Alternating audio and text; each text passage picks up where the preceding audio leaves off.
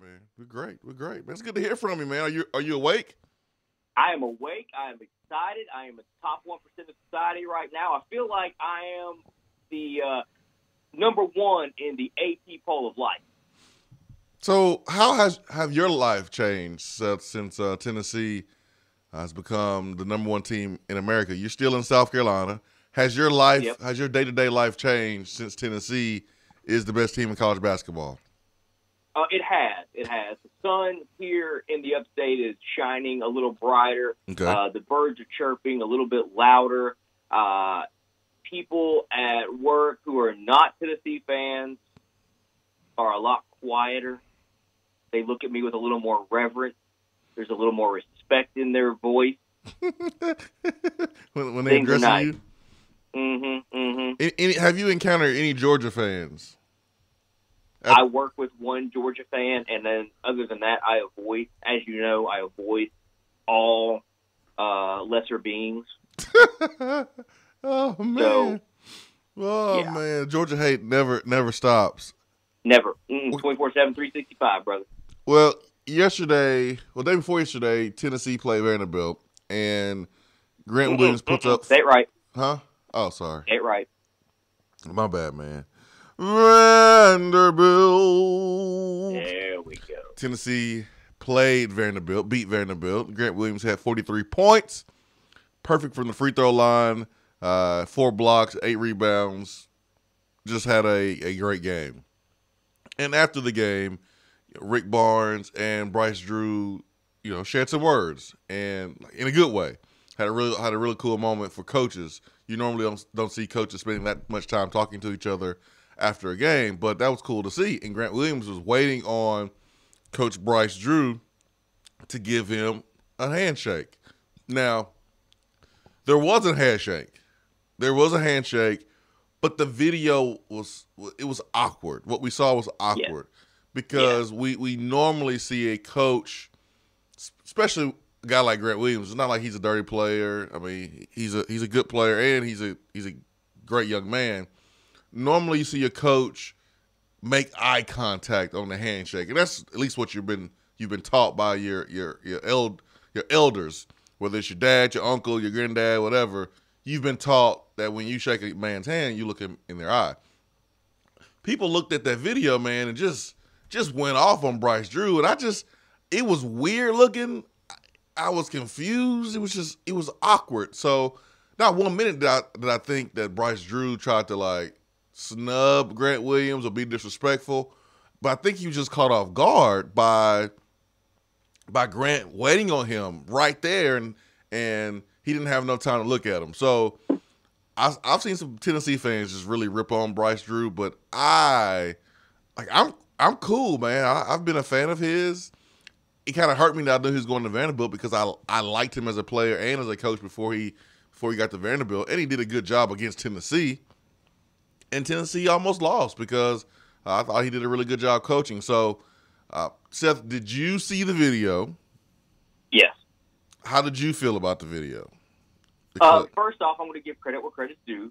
Bryce Drew is a really good basketball coach. I thought ESPN spent way too much time having his face on our television screen. Man. That was ridiculous and overkill. But you know what? Bryce Drew is a really good coach, and that showed in the way Vanderbilt played for the majority of that game. Secondly, the exchange between Bryce Drew and Coach Barnes looked more like a dad consoling his son after his son took a tough L in a Little League game. That's kind of what that reminded me of. And then Bryce Drew's reaction to Grant Williams was the son being pouty afterwards and not wanting to shake the other team's hands and being forced to do so. I think it was a bad look for Bryce Drew personally. I get what you're saying on that, but I think he was salty. He was real salty. He was about to go back in the back and pull an Urban Meyer and sit on the cart and eat some cold pizza. He was salty. Yeah, he was upset. Ben probably knows this quote a little bit better than me, but after the game, he felt like that his team was affected by things that were out of their control, and they could have won that game. But basically, blaming the refs. Yeah, blaming the refs, and don't be a Mitch. Yeah, I'm not always a fan of of that in that particular circumstance, because you did have 3 turnovers and you missed a dozen free throws, a ton of free throws. It's one thing if Sean Payton does it, because I mean that was just a blatant pass interference, and Right. I don't really understand what the Saints fans are doing with the whole "we're gonna sue you, play the game over." I don't think that's gonna happen, man. And as a Falcon fan, I mean, you can't laugh too much, Stokes. So I'll just tell you that right now. I can laugh. I'm gonna laugh at their pain. But I know you, as a Dirty Bird, was super, super happy the Saints lost. Oh yes. Now the missed call was egregious. There's no doubt about that. That should have been DPI, no doubt. But I don't care. I do not care. I love seeing the Saints take that loss. It makes me happy in my heart. One thing as an Atlanta Falcons fan is you can take solace. If your team's not very good, you can still take some solace and find a little bit of joy when your rivals lose. And that's what happened in that Saints-Rams game. I don't care that the call was bad. I don't care. I'm glad they lost. Hate it for Kamara. Hate it for Drew Brees, because I like those two guys. But the rest of it, and the fans, oh, please, get over yourselves. Oh, we come play the last 2 minutes. Blah, blah, blah, blah. Quit whining. Yeah, Go have a beignet and quit whining. You would have been really, really, really mad to see the Who Dat Nation take over Atlanta for the Super Bowl. That would have been great. Dude, it would have been the Saints and the Patriots, the two most hated fan bases by Atlanta sports fans in the history of ever.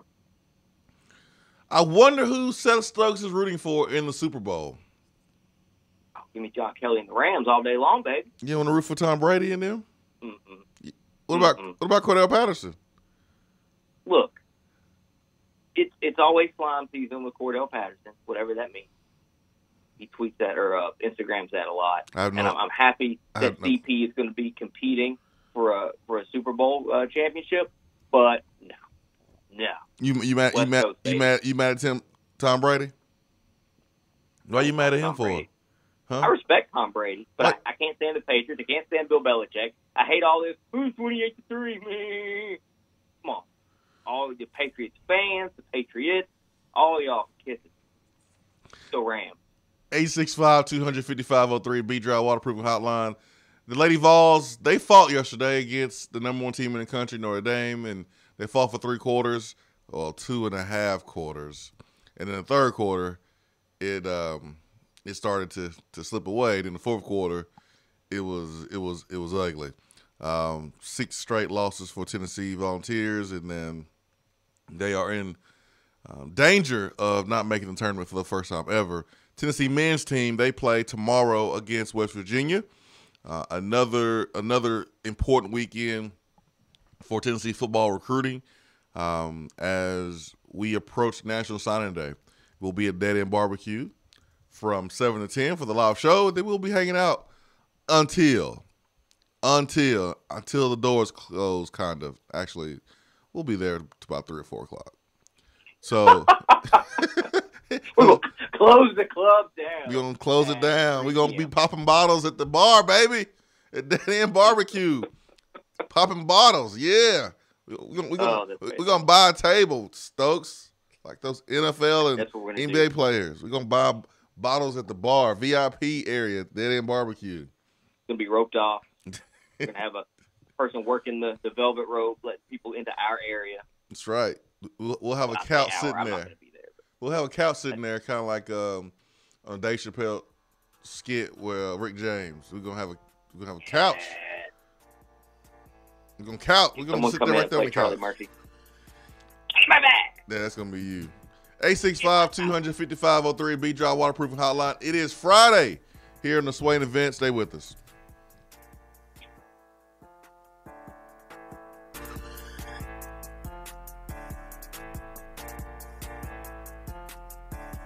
You don't have to take an L just because you can't listen to the Swain Event live. You can catch up on the podcast posted daily on the app, online, and on iTunes.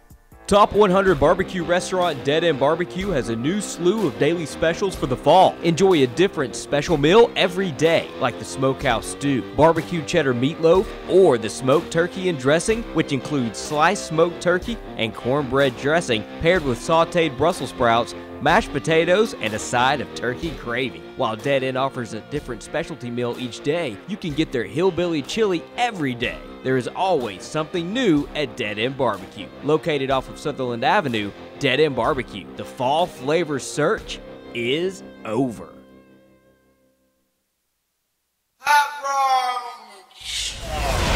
Join the Swain Event at Dead End BBQ on Wednesday, February 6th to celebrate the Vols' victories on the recruiting trail.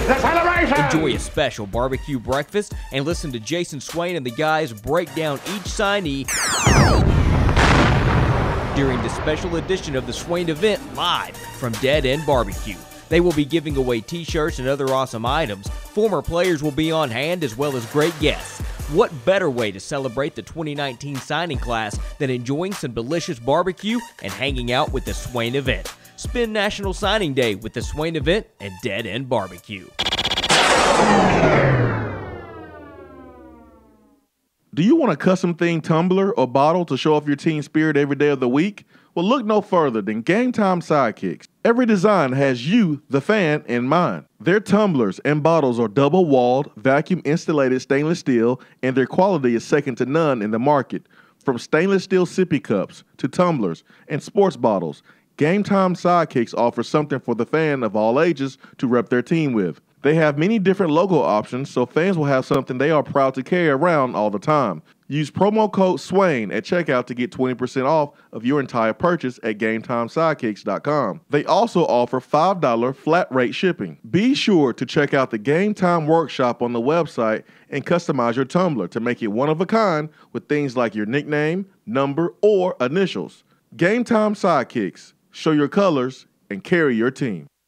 Are you looking to buy, sell, or invest in real estate? If so, then call me, Jennifer Morris with Keller Williams Realty. I take a no-nonsense approach to the real estate transaction. No fluff, just facts. Having lived and worked in the Knoxville area for 19 years, I am very familiar with the local real estate landscape and am ready to help you get the most money for your property with the least amount of hassle in the shortest amount of time. No one likes for their home to sit on the market for months at a time. If a straightforward approach to your real estate needs is what you prefer, then give me a call. Jennifer Morris with Keller Williams Realty at 865-694-5904 or email me at jennifermorris865@gmail.com.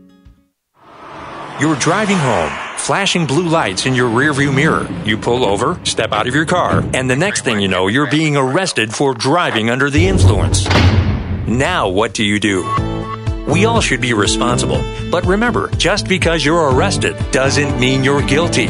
Call criminal defense and DUI attorney Marcos Garza at 865-540-8300. The investigative teams at the Garza Law Firm know the justice system inside and out.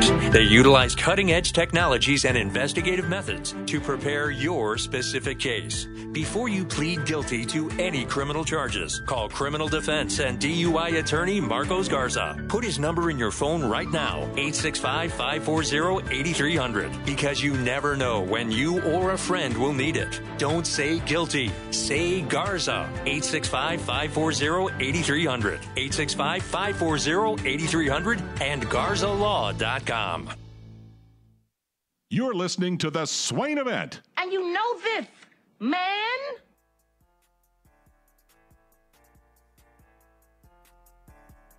Swain Event, SwainEvent.com, fueled by Dead End BBQ. We got Seth Stokes on the B-Dry Waterproofing Hotline with us in hour number 1. And then he got some things to do on a Friday in, I guess, the eastern part of the country, because we're in East Tennessee and Stokes is in South Carolina. But he joins the Swain Event, and that's good. I know a lot of people wanted to see more Stokes, and so he is here. He'll be here on Fridays, joining Ben and myself, getting you ready for the weekend. We got Jay, who's waiting on the B-Dry Waterproofing Hotline. Jay, we got Stokes, we got Ben, we got myself in here. Good morning. Good morning. How you doing, Jay? I'm fine. How are you? I'm fantastic, man. Are you looking forward to watching Tennessee, West Virginia this weekend? I am. I think it'll be a good game. Oh, I hope so, man. I don't want it to be a good game like Tennessee Vanderbilt. That ain't good Me for my either. head. That's too good of a game. Yes. We need just a good game, but not a great game. I don't want a great game unless Tennessee wins by 46 again, like they did against Georgia. Me too. I thought the girls looked good last night, the first half, and till the end of the third quarter, start of the fourth. Yeah, I mean they had a lot of juice. They did. I mean they were playing hard, and I mean anytime we are having to point that out because we haven't seen it earlier in the season, that's an issue. But at least we got that last night, but they were not themselves for the first 2.5 quarters, and then they started to become who they've been all season long. And that's a team that's undisciplined. It's a team turning the ball over, and at times you wonder if they enjoy playing because the effort and the hustle is questioned. I mean, they went back to that a little bit in the fourth quarter. So it shouldn't be going through these things in the middle of the season, but they are, and they got to fight. They got to battle. They got to stay together if they want to go to the tournament. Yes, they do. That's right, Jay. Jay, you have a great weekend, my friend. You too. All right. Stokes, question for you, man. Jay Billis, I'm a huge Jay Billis fan. He always taking up for the student athlete, always throwing shade at the NCAA, and I'm a fan of Jay Billis. He was on the show Get Up, and they asked him about the best teams in the country right now in college basketball. And this is what he says. He says, I think they are in a group of 6 teams with Duke, Virginia, Gonzaga, Michigan, and Michigan State that can make that claim to be number one, talking about Tennessee. He said, if this were football and you only played 12 games and you had a week to prepare for each game, maybe we could pronounce who was the best team. But all of these teams are beatable, and all of them will be beaten. I don't think this is a year where we have one team that stands out above the rest at midseason. We have 6 teams that are in the mix to be the best team in the end. Right now, he puts out his top 10, and he has Virginia number 1, Duke number 2, and Tennessee number 3, Michigan State 4, and then Michigan 5, Gonzaga 6, 7, Kentucky, UNC 8, 9, Buffalo, and then 10, Nevada. How do you feel about Jay Billis's top 10 list right now, Stokes? I think it's fair. I would like to see him have Tennessee number 1, of course, but I get why he doesn't. And Tennessee's schedule is a little more backloaded than it is, than what's going on right now. So the hard games will be coming down the road. And number 1, number 2, surprising. Seems how Duke beat Virginia, but, whatever. I get it. And I think he's right about a group of 6 teams that could all be claimed as the best teams in the country right now. I can't really disagree with that. I don't think there's this unbeatable team out there. There's this perfect team that's just going to run through everybody. You're seeing it like Tennessee is a really, really, really good basketball team, but they're going to have to fix whatever is going on defense. That game should not have been close against Vanderbilt. Who? Alabama's Vanderbilt. Oh, okay. That game should not have been close. Tennessee should have went up to Nashville and handled their business and been back on the bus without it really being too tough a challenge. But that's not the case. Their defensive performance has been lackluster the past couple of games. West Virginia could beat them if they don't fix that. South Carolina in Columbia could beat them on Tuesday if they don't fix that. Oh, here you go, Stokes. You in South Carolina now. They didn't got a hold of you, Stokes. Start. They got a hold of you. You showing love to South Carolina now. I work with 2 South Carolina fans, and they're all the time like, we can see South Carolina for the SEC. I'm like, come on, y'all. But South Carolina does tend to get a lot of calls at home. Frank Martin's a really good coach, and that's a team that does play Tennessee really, really tough year in and year out. Stokes, you got a boo that's a South Carolina fan? No, actually, she is a Florida State fan. You one of your new best friends? Because we old best friends in Knoxville. We just old news. Some of your new best friends, are they South Carolina fans, Stokes? No. Well, I mean, one of them is a South Carolina fan, but really, like at work, a couple of my best friends are they're Kentucky fans. Goodness gracious, man. Yeah, but I will be honest with you. They are the most level-headed Cats fans I've ever met in my life. Stokes, why are you lying on Friday on this? That's not even possible. I know. It's blown me away. It has blown me They're away. not real Kentucky fans. They lukewarm Kentucky fans. Y'all are really Kentucky fans, and y'all are smart. Are they? I guess, there are exceptions to every rule. Are they Alabama football fans? No, they're Kentucky football fans, too. What? Yeah, it's weird. I've never met a Kentucky football fan. Do they? I didn't know they existed. Except for this guy? Except for these two people, yeah. It's like, hey, Seth, my name is John, and I'm a Kentucky football fan. You're like, wait a minute. We got to protect you, man, because you're like an endangered species or something. Exactly. I always figured when you look at their stadium that the athletic department just paid people to come wear the gear and sit in the stands.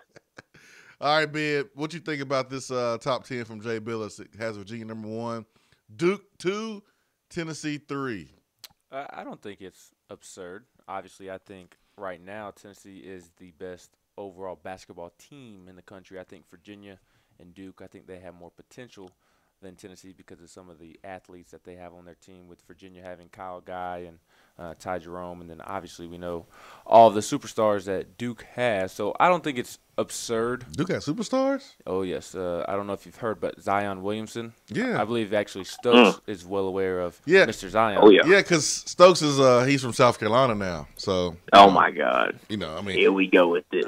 Stokes hit me up last year. He was like, hey, I think maybe 2 years ago. He was like, hey, man, it's this kid named Zion, dude. He the real deal. He the truth.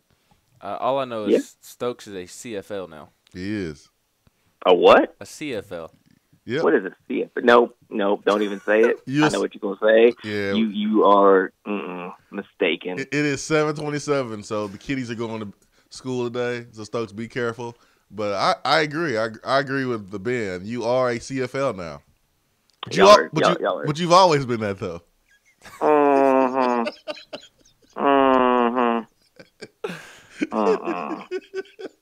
Y'all wrong for that.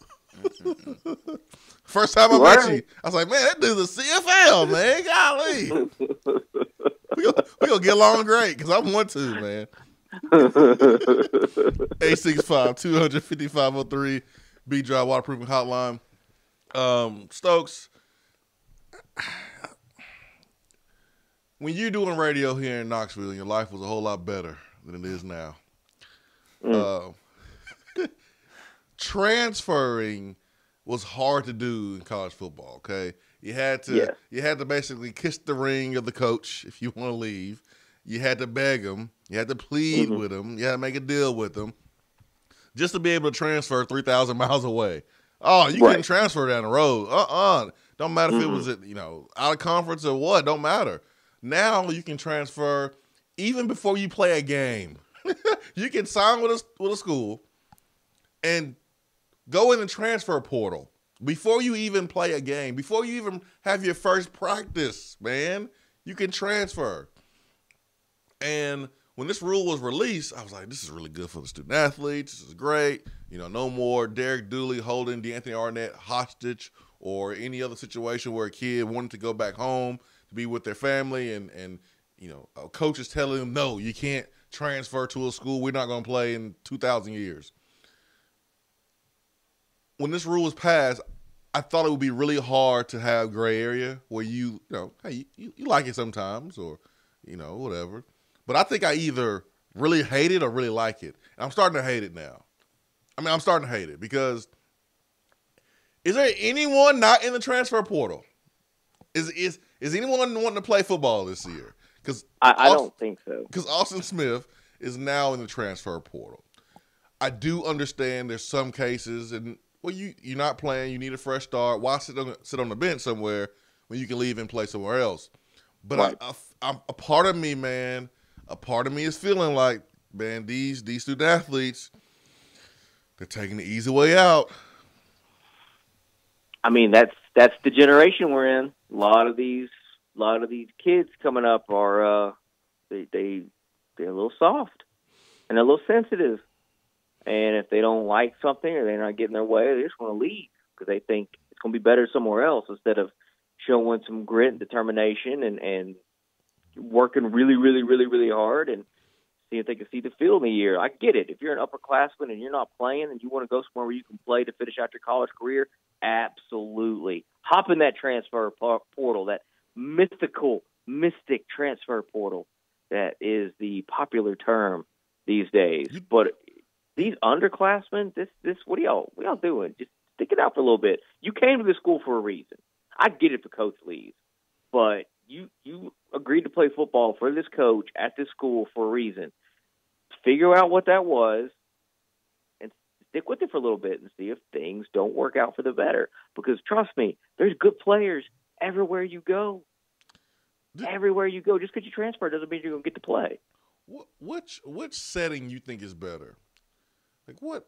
The transfer portal. Is there like refreshments in there and stuff? I mean, is there like a waitress in there or something? What setting you think is better? The transfer portal or TC and Athens back seat when he's Ubering? Oh, I don't know. TC making a nice little living Ubering. That's It depends on if it's the day after Tennessee lost in Athens this past season or the day after Jim Chaney leaving Athens to come to Knoxville. Yeah. And I think it depends on your personal fanhood as well. Like if you're a Tennessee fan, there's probably not a better place to be than the back seat of TC's car while he's driving you around. But if you're not, you might be the most miserable person on the face of the planet by the time he gets you to your destination. Yeah. So I'm going to say the transfer portal right now. Because TC, I remember one time at Dead End BBQ, TC, we went to lunch and he was like, "Man, check out my new ride for Ubering," and he showed me the back seat. I was like, "Man, you got refreshments everywhere. You got." I bet he did show you the back seat. He got Planters peanuts everywhere. I mean, it's like, it's like. Man, it's like this dude is a like a famous person driver or something, man. TC had it going on back there for his guests. And Stokes, you used to be an Uber driver, and you always were very accommodating as well. Yes. So that's what I'm wondering. Yeah, what place has the best refreshments, man? TC's backseat of his Uber or the transfer portal? Unless TC's providing hostesses for his Uber rides, I think the transfer portal's probably got him beat, though. Yeah, you're probably right. 865-200-5503, B Drive Waterproofing Hotline. I think Tennessee has, 2 or 3 guys in the transfer portal? Drew Richmond, I think so. And now Austin Smith? That sounds about right. Will McBride decided on a school, I believe, in Texas. Yeah, he's already gone. So Marco Osborne went to Charlotte. Mm-hmm. So technically, they're not in the portal. They went into the portal and they left. Kind of like a portal potty. Yeah. It's actually the portal transported them to their new location. Yes, that's right. Kind of like Back to the Future, right? Kind of. Yeah. No. Yeah, the portal's a DeLorean. Gotcha. 865-200-5503, B Drive Waterproofing Hotline. Stay with us. Be right back.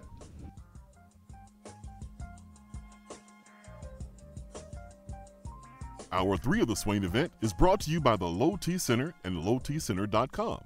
Do you know your numbers? Feel like you again. Let us help. Top 100 barbecue restaurant Dead End BBQ has a new slew of daily specials for the fall. Enjoy a different special meal every day, like the smokehouse stew, barbecue cheddar meatloaf, or the smoked turkey and dressing, which includes sliced smoked turkey and cornbread dressing paired with sauteed Brussels sprouts, mashed potatoes, and a side of turkey gravy. While Dead End offers a different specialty meal each day, you can get their hillbilly chili every day. There is always something new at Dead End BBQ. Located off of Sutherland Avenue, Dead End BBQ. The fall flavor search is over.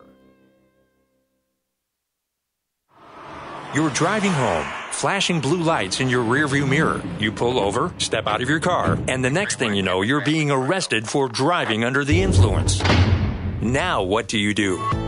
We all should be responsible. But remember, just because you're arrested doesn't mean you're guilty. Call criminal defense and DUI attorney Marcos Garza at 865-540-8300. The investigative teams at the Garza Law Firm know the justice system inside and out. They utilize cutting-edge technologies and investigative methods to prepare your specific case. Before you plead guilty to any criminal charges, call criminal defense and DUI attorney Marcos Garza. Put his number in your phone right now, 865-540-8300, because you never know when you or a friend will need it. Don't say guilty. Say Garza. 865-540-8300. 865-540-8300 and GarzaLaw.com. Join the Swain Event at Dead End BBQ on Wednesday, February 6th to celebrate the Vols' victories on the recruiting trail. Enjoy a special barbecue breakfast and listen to Jason Swain and the guys break down each signee during the special edition of the Swain Event live from Dead End BBQ. They will be giving away t-shirts and other awesome items. Former players will be on hand as well as great guests. What better way to celebrate the 2019 signing class than enjoying some delicious barbecue and hanging out with the Swain Event? Spend National Signing Day with the Swain Event and Dead End BBQ.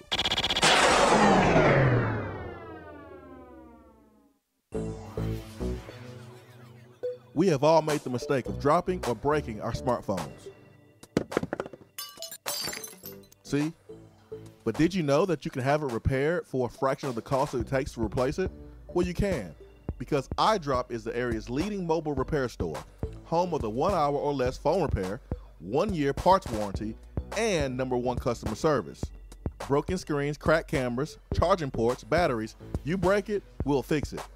If you didn't break your phone, protect it with one of our leading accessories such as LifeProof, OtterBox, UAG, Incipico, Caseology, and Spec. Visit our West Hills location at 7115 Kingston Pike, between Office Depot and Hardee's, or call 865-888-9740 and speak with our trained technicians to see how we can get your phone working today.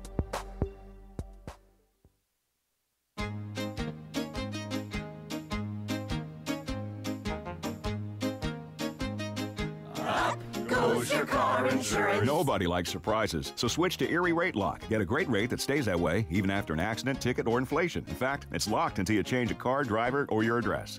Your Erie agent in Knoxville is InsureFit RM. Get a quote at 865-684-4900. That's 865-684-4900. Erie Rate Lock does not guarantee continued insurance coverage and is not available in all states. At work? Can't call in? Don't feel bad. You can talk to the guys on the text box. It's part of the free Swain Event app.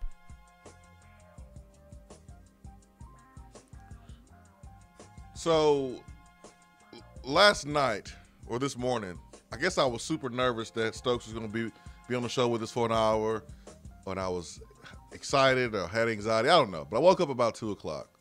But before then, before going to bed, I'm watching television. And you know how, like, you're really sleepy, so you're, like, in and out of it, and you kind of don't know what's going on. You don't know if you were awake or asleep or if it was a dream or real life. Well, this is one of those situations. I'm looking in the direction of the television. I don't know if I would call it watching, but I see the Pro Bowl Skills Challenge. And I thought I was dreaming because I saw an event called the 40-yard splash. Not the 40-yard dash, not seeing who really is the fastest, but this thing's called like the 40-yard splash or something like that, whatever. But basically what they were doing, the NFC team and the AFC team, they each had a line. There were 2 dunk tanks, 2 empty dunk tanks. One was occupied by Brian Urlacher for the NFC. The other was occupied by DeMarcus Ware for the AFC. And the AFC was on Urlacher's, and then the NFC was on DeMarcus Ware's. So basically, it was an empty dump tank, and the team had to fill the dump tank up with buckets of water as a team. Mm-hmm. So once the dunk tank is filled with buckets of water, then you can throw footballs at the target. Man, you had dudes throwing the ball into the dunk tank. They were so flicked. You had guys throwing the ball all over the place. But I thought I was watching elementary school field day. I really did. And I feel bad for the NFL because how do you make the Pro Bowl fun when you don't want to get hit? So you got to do other things to try to create some competition. And I don't know what I was watching. It was crazy. Anyways, got about 7 or 8 minutes left with your Stokes here before you got things to do like work. Go to work. So you can hang out with your South Carolina friends and Kentucky friends. Stokes, are you going to the game on Tuesday? Make a paycheck. No. He lying. He know you are. No, he's not. He's just I ain't living up driving to to that Columbia and back. No, he's just living up to that CFL name.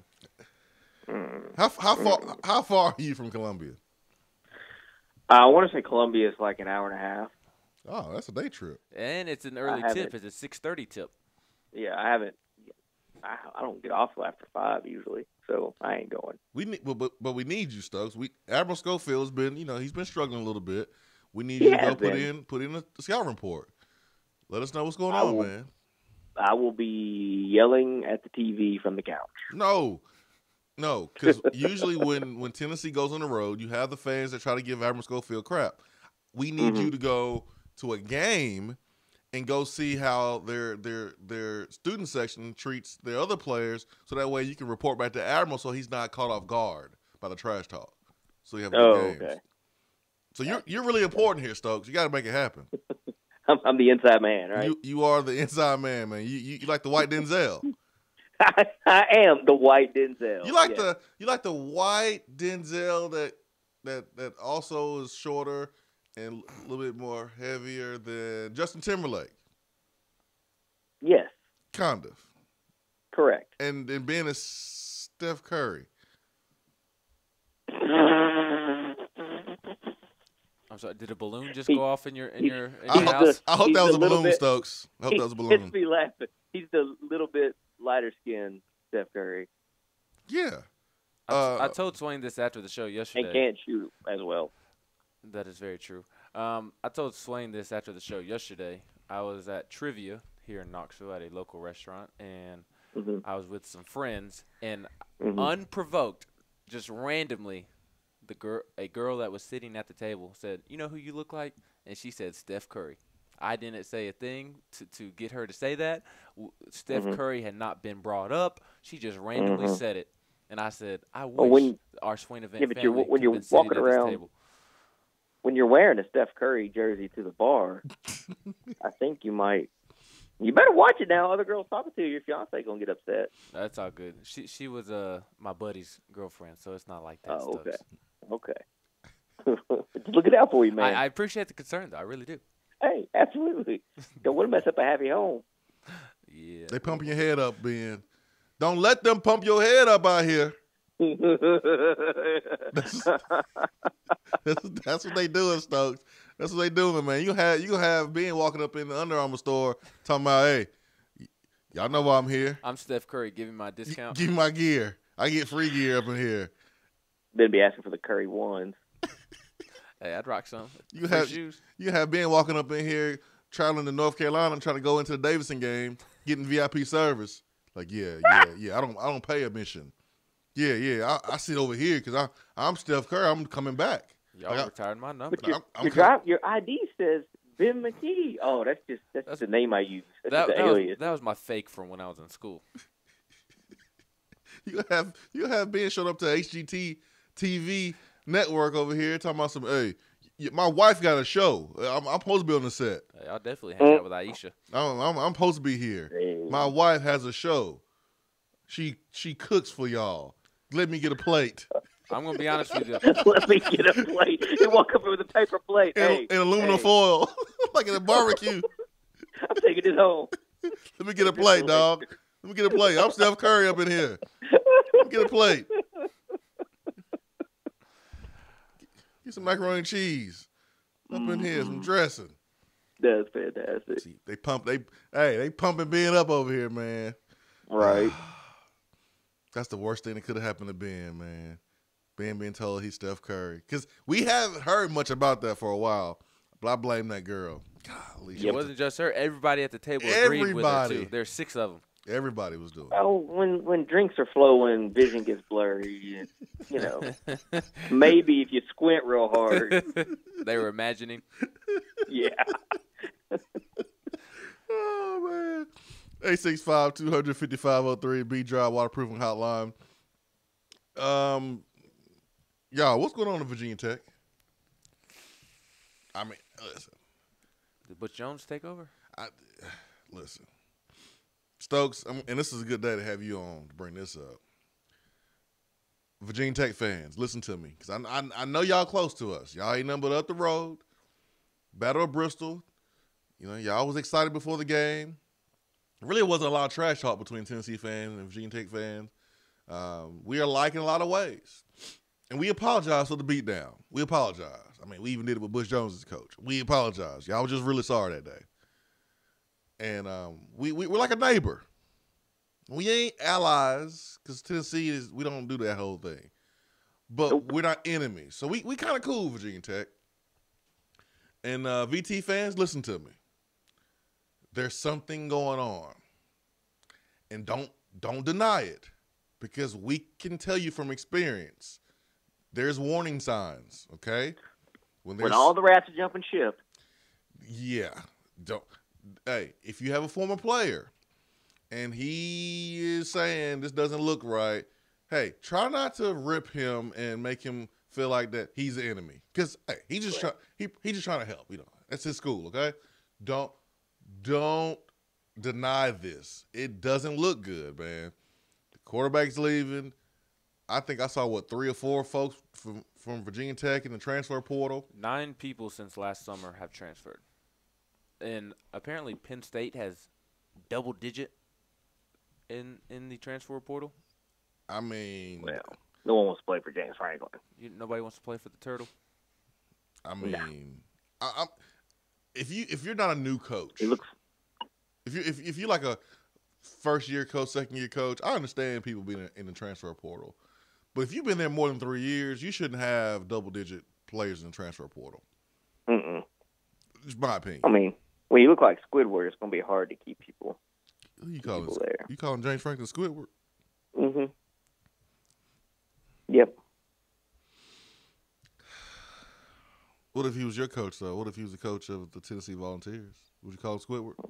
He'd still look like Squidward, but it's cool as long as he's winning games. True. He just looks like an orange Squidward. That is so true. 100% true right there, man. 100% true. It just it looks a little funky there, Virginia Tech, and like I saw some Virginia Tech fans that were in denial like Tennessee fans, and this is the line. This is the line, Stokes. You remember this line? This line is universal, especially during the recruiting times, especially during National Signing Day when a player you really, really want decides not to go to your school. What do you say? Mm-hmm. I ain't want him anyways. He wasn't any good. He wasn't a fit for our system, and he would have been a troublemaker. He would have been a 5-star diva. We don't need divas. We like 1-stars, and developing him into really good players. We don't want the highly rated players that are really good players that look like 43-year-old grown men. We want the little kids that we can develop. You lie to yourself to make yourself feel better about you not getting a player. Well, Virginia Tech fans, I think they are in denial because this is what they're saying. Well, we're just making room for better players anyways in recruiting. Really? No, you're not. That's not what you're doing. No, Take it from you Tennessee do that fans. Year one. Yeah. Take it from Tennessee fans.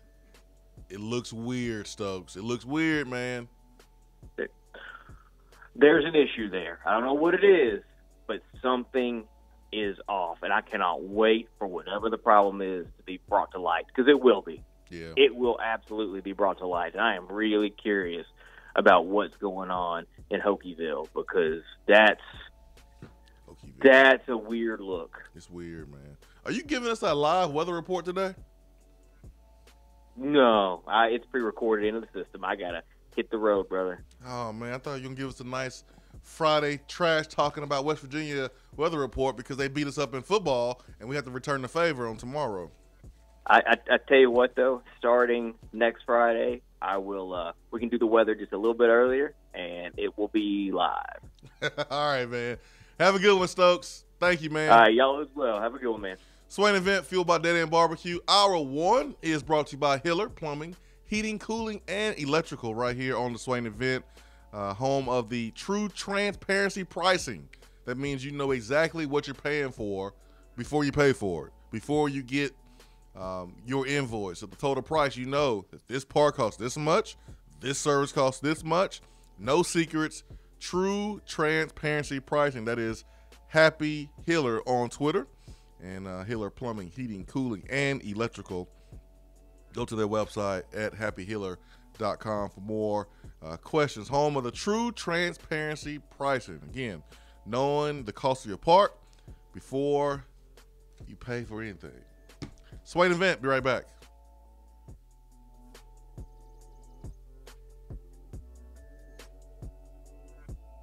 At work? Can't call in? Don't feel bad. You can talk to the guys on the text box. It's part of the free Swain Event app. Today will be mostly cloudy through mid-morning, then gradually clearing with a high of 36 and a low of 22. Mostly sunny tomorrow with a high around 43 and a low near 32.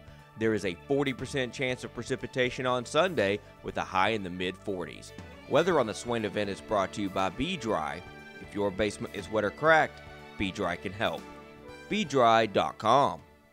Do you have sloping or uneven floors, foundation cracks, or a leaning chimney? Do your windows and doors not open properly, or are there gaps where the floor and walls meet? Don't worry, B-Dry offers approved foundation repair solutions like steel I-beams, helical piering, epoxy injections, carbon fiber applications, and more. Make sure that your home is on stable ground with B-Dry. Call them at 865-588-0454 or find them online at bdry.com.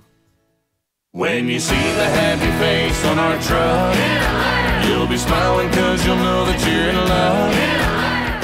It's freezing in here, Mary. What's wrong with your heater? The repairman can't get here till next week. Sugar, you've got the wrong guy. My guy is fast and has free heating service calls when he does the repair. Hi, I'm Jimmy Hiller. Take advantage of a free service call with any repair. Call the Happy Face Truck today. Gentlemen, when it comes to taking care of your health, sometimes the first step is the hardest. Low T Center is making it easier to take that first step. It all starts with knowing the numbers that are essential to a man.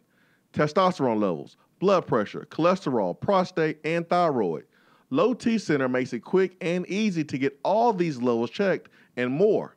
Low T Center specializes in men's health and has expanded their services, including sleep apnea, low thyroid, hypertension, severe allergies, high cholesterol, diabetes, and annual physicals, along with testosterone replacement therapy. The physicians at Low T Center not only want to help you feel good again, they want to help you prevent any serious health problems moving forward. Now, with the holistic approach to your overall health and wellness, Low T Center is making it more convenient for men to take care of their health, and most health insurance is accepted.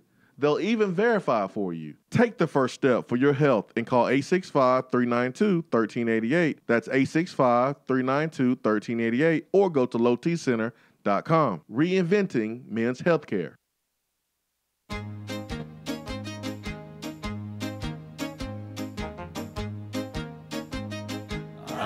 Goes your car insurance. Nobody likes surprises, so switch to Erie Rate Lock. Get a great rate that stays that way even after an accident, ticket, or inflation. In fact, it's locked until you change a car, driver, or your address. Your Erie agent in Knoxville is InsureFit RM. Get a quote at 865-684-4900. That's 865-684-4900. Erie Rate Lock does not guarantee continued insurance coverage and is not available in all states. I just wanted to come by and congratulate you on the great work you've been doing. I like your style. You remind me of a young me. Failure is not an option. That boy is good. Always remind yourself, nobody built like you. You design yourself. Attaboy.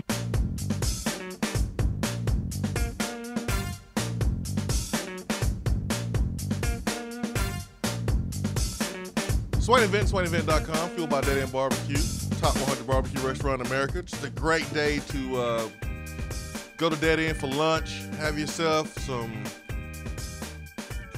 nanner pudding, some sweet tea, right, Ben? Nice cold sweet tea. Nice cold Coke. Maybe with some, hey, if you want to get crazy with it, a little sweet tea with some lemonade. Oh, Arnold Palmer. Great day for that Dead End BBQ. You did it. You survived the week. You survived the week, so treat yourself to lunch. And I know Volstorm and Ben, those guys, they'll love to pay for you to go to lunch today. Yeah. And I'll be there to watch it. Ben Vaughn. not Ben McKee? Not Ben McKee. Ben Vaughn would love to pay for you. Oh, man. 865-250-503, B-Dry Waterproofing Hotline. All right, we got Attaboy here. Ben, what you got today? I've got two different things. First, I'll give an attaboy to Tennessee basketball signee, 5-star Josiah James, who was selected to play in the McDonald's All-American game yesterday. The game will be played at State Farm Arena in Atlanta on March 27th.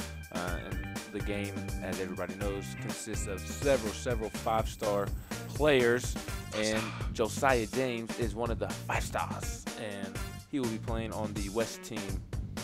No, the East team, if I can find his name. So, really cool. It'll be cool to see him mix it up with the likes of Trendon Watford, the big 5-star guard out of Birmingham, James Wiseman, the Memphis signee. So, it'll be fun to watch Josiah and see what he does on March 27th. And then, you mentioned earlier with Stokes that Jay Billis didn't have Tennessee #1. He didn't necessarily dog Tennessee or anything like that. I don't think he treated them quote-unquote unfairly. His biggest gripe in his little Out the Ordinary, he complimented Admiral Schofield, Grant Williams, and the grit of this team and how it defines this year's basketball team. But Tennessee did have a national media member give them their props yesterday, and Laura Rutledge, who on Get Up had this to say about the Vols. Exciting team in college basketball. Many say they can't be beaten, and rightfully so. But to all of you who feel the Blue Devils are invincible, I've got something to tell you. The biggest threat to Duke and everyone else vying for a national championship is that team on Rocky Top. You know, the #1 team in the nation, Tennessee, that escaped Vandy last night. This team is legit and not getting enough respect. Their experience, their top 6 scorers are all upperclassmen. They create high percentage looks better than anyone, leading all major conference teams in shooting percentage. They're balanced, ranking in the top 30 of efficiency on offense and defense. But what's scariest is that Rick Barnes' group is hungry. He knows they have 6 guys on any given night who could score 20. Still not convinced? Go ahead. Keep doubting, because they'll go ahead and prove you wrong. Look at Laura Rutledge trying to get in the good graces of Tennessee fans. Honorary LVFL, Laura Rutledge giving praise to Tennessee. Here's the thing that's weird, though, about what she said. She was like, yeah, that team in Rocky Top that barely escaped Vanderbilt. Come on, Laura. I thought, what? Huh? You got to make it sound better than that. I think she was referring. That dominated Vanderbilt in overtime. Yeah, she definitely should have done that. I mean, barely escaped Vanderbilt. Come on, Lord, help a brother out over here. I think she was referring to that was the comment on Wednesday night that Tennessee barely escaped Vanderbilt. Tennessee needed a miracle and a bad whistle to get out of Vanderbilt. So I think that's what she was referring to, not necessarily inflicting her opinion. Just she's making fun of someone else? Yes. Gotcha. Okay, like cool. For the person that is saying gotcha. That team that barely escaped Vanderbilt, and then she went on her spiel about why Tennessee's so great. Being the best team in college basketball, I think changes week by week. It can change month by month. I don't care what the number next to your name says. There was a time when Tennessee was ranked 3rd and was really the best basketball team in the country. And I'm more with Jay Billis right now. I don't really know right now. Like, taking the rankings off, who was the best basketball team, who was playing the best. Because that's what determines the best basketball team. Who was playing the best? And after the last 2 games, I can't say Tennessee has been playing the best, but we have the #1 ranking. I ain't mad about that at all. I'm happy about that. But I can't disagree with Jay Billis. I can't. I think there is a group of 6. I think I mean, you throw in Nevada, they can beat any one of those teams any given night because they are experienced and they play ball the right way. And they were good last year, returning a lot of talent. But those 6 teams, I agree with Jay Billis. And how can you not agree with Jay Billis? Man, the dude's usually spot on. Yeah. He's usually spot on. He's pretty good. Yeah. How about Pat Adams, man? He was spot on with that call against Vanderbilt on the hook and hold. After you went back and watched the video and saw the photos, you better be grateful for Pat Adams, Tennessee fans. Because as Wes Rucker says, Lieutenant Turd Pat Adams. Lieutenant Turd Adams. Hey, if he doesn't make that call, Tennessee probably is not number 1 right now. It is a good thing that Pat Adams is not good at his job. I mean, he was good at that call. That call spot on. We'll take a quick timeout, and we will join you on the other side. Hour 2 coming up.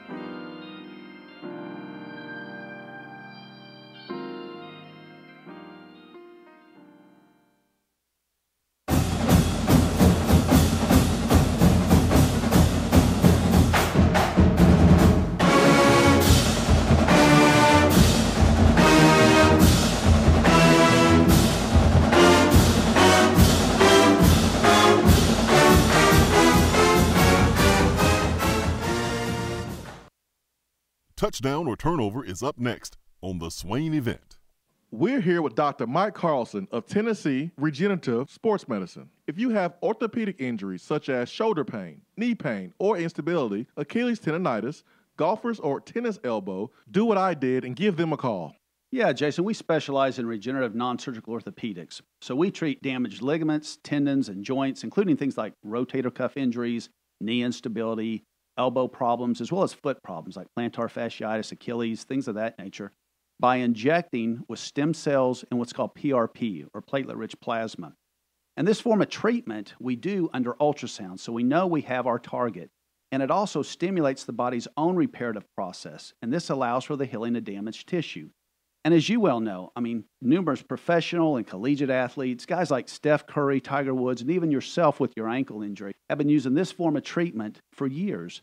And so we offer that same type of treatment here in East Tennessee. Visit them on the web at trsportsmedicine.com. Tennessee Regenerative Sports Medicine, East Tennessee's leader in regenerative therapy. When I made the move to my own studio, I was worried about this. I was worried about that. I was worried about, hey, did I get this piece of equipment? Did I get that piece of equipment? Does that sound good? Does that not sound good? One thing I didn't have to worry about, that was office furniture, because Office Furniture Outfitters met my furniture needs. With a 50,000 square foot facility, they have East Tennessee's largest selection and are the best value for new and used office furniture. Located in Knoxville, it's easy to find everything you need for your new space, including desks, file cabinets, chairs, conference tables, and more. Office Furniture Outfitters is turnkey. They came to my place, we mapped everything out that was needed, they delivered, and get this, set everything up. To learn more about what Office Furniture Outfitters can do for you, log on to ofonox.com. That's ofonox.com. Alcoa 10 Federal Credit Union, a place where you belong. Alcoa 10 Federal Credit Union has helped people save money for almost 80 years. Whether it's free checking, financing a vehicle, or purchasing that new home, Alcoa 10 is here to help you. Better rates, better service. Check them out at atfcu.com. Alcoa 10 Federal Credit Union, a place where you belong. Member NCUA.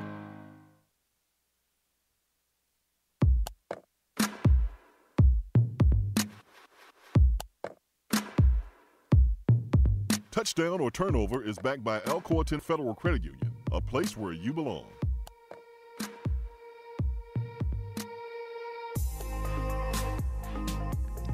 Touchdown or turnover backed by Alcoa 10 Federal Credit Union, a place where you belong. Better rates and better service. It is Friday.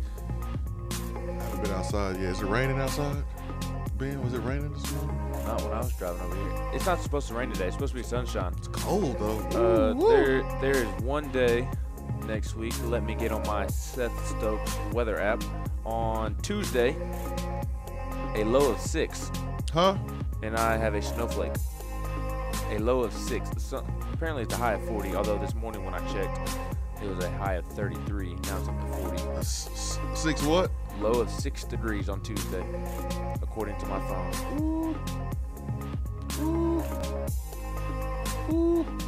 Have to wear extra pair of drawers on that day right there, man. Some wool drawers. Extra pair of drawers, extra pair of shorts, 2 layers of socks. Man, you walk out of the house like the little kid on Christmas Story. Man, might need the long johns for that day right there. All right, touchdown turnover back by Alcoa 10, Federal Credit Union, a place where you belong, better rates and better service. Someone other than Grant Williams will score 20 points on Saturday against West Virginia.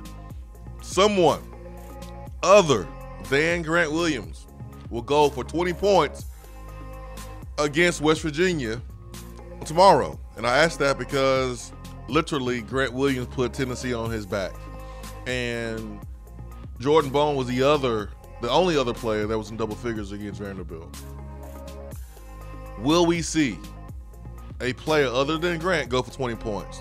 There's been a few guys do it this year. Jordan Ballin has done it. Lamonte Turner has done it. Admiral Schofield has done it. Jordan Bone has done it. Cal Alexander came within 1 point. Ben, how you feeling about tomorrow's game? Do we get a 20-point performance from someone other than Grant Williams? I say touchdown. I think it'll be Admiral Schofield. I think he will get back on brand, so to speak. I think that he has been in the gym relentlessly since the Vanderbilt game. Rick Barnes said post-game in Nashville that he wouldn't be surprised if Admiral Schofield got shots up in the gym when they got back that night. So I imagine Admiral has been in the gym the last 48 hours trying to get his shot right.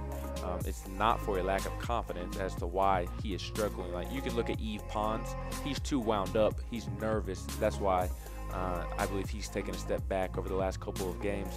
Admiral's shot just isn't falling. I think it's really as simple as that. I don't think he's trying to do too much on offense. He's doing the same things, taking the same shots that he did at the beginning of the season. So I think it's just a matter of getting back in the gym and making sure that form is correct and seeing some shots go down. And if he can see some shots go down in the first 5-10 minutes tomorrow, I think he can drop 20. And I mean, Jordan Bowden's been playing excellent basketball, so he's another great candidate.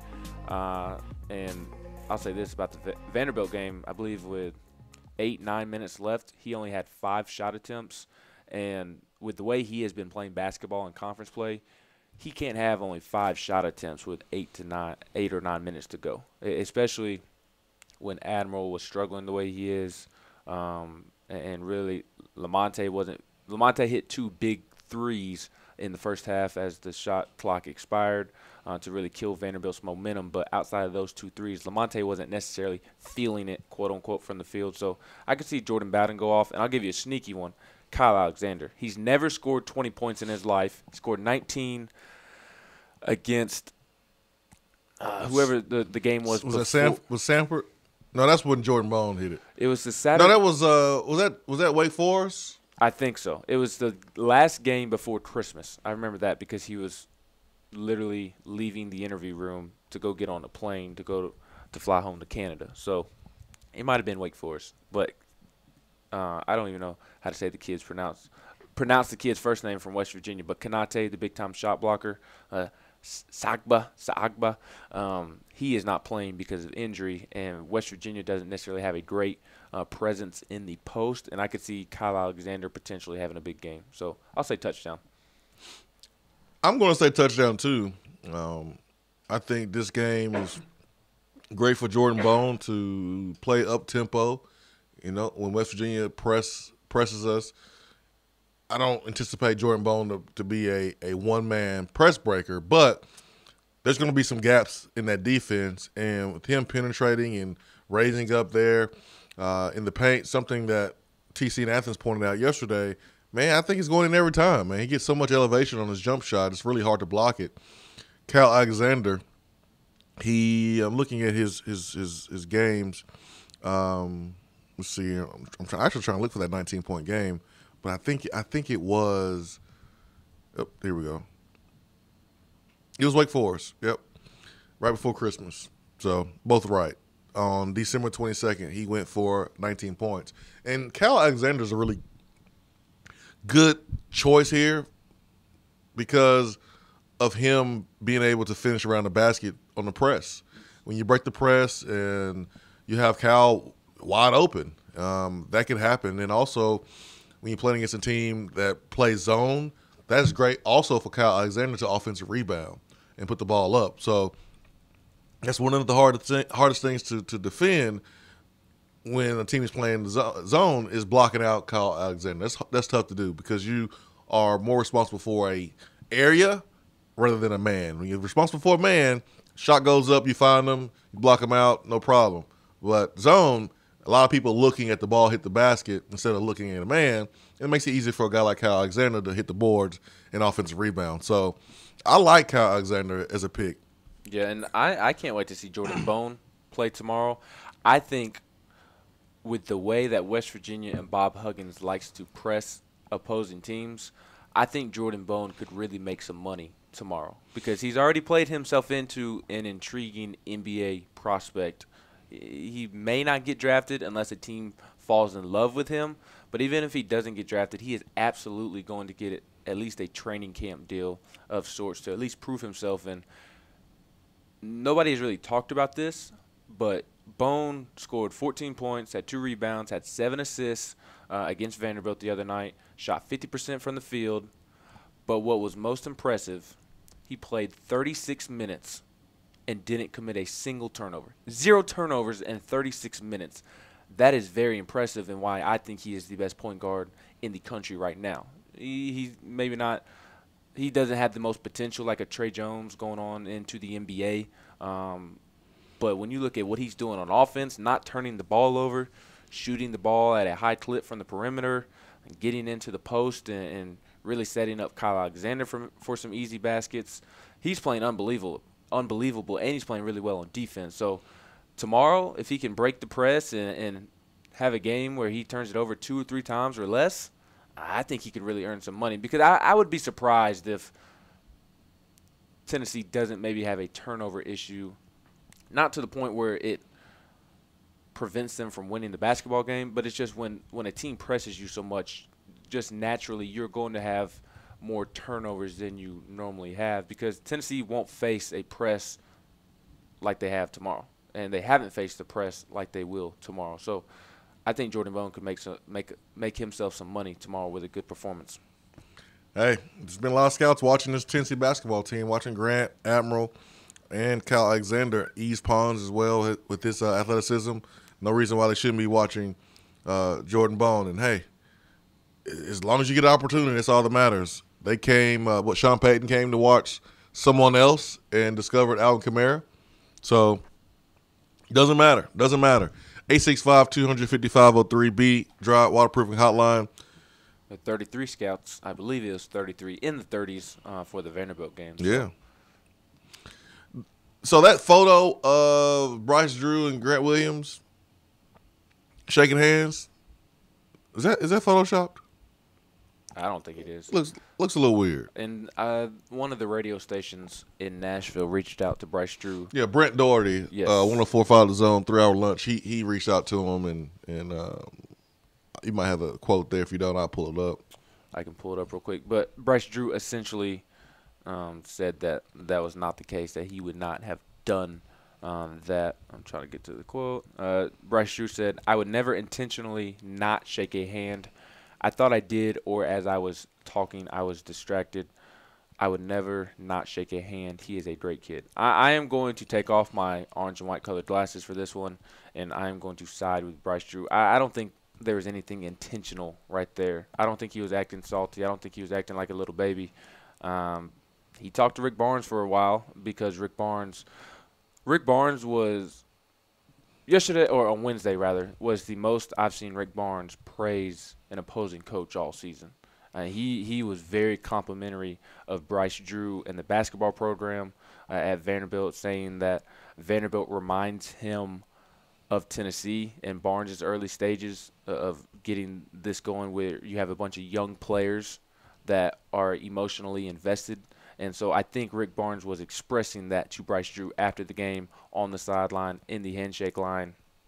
And because of the lengthy conversation, I think maybe Bryce Drew was just out of sorts afterwards. And I saw the picture. I don't think it was Photoshopped. I think it was just a slight shake of the hand, and I think it's been made a bigger deal than what it is. I want to know how the heck they pause it and get that handshake like that. Get that still photo. That's amazing. I thought the hand looked a little weird, the way he was bent back and whatever. It doesn't matter. If an opposing coach is sliding Grant Williams in that situation, it's definitely worth a conversation. I can have my orange color glasses on. I can have it off.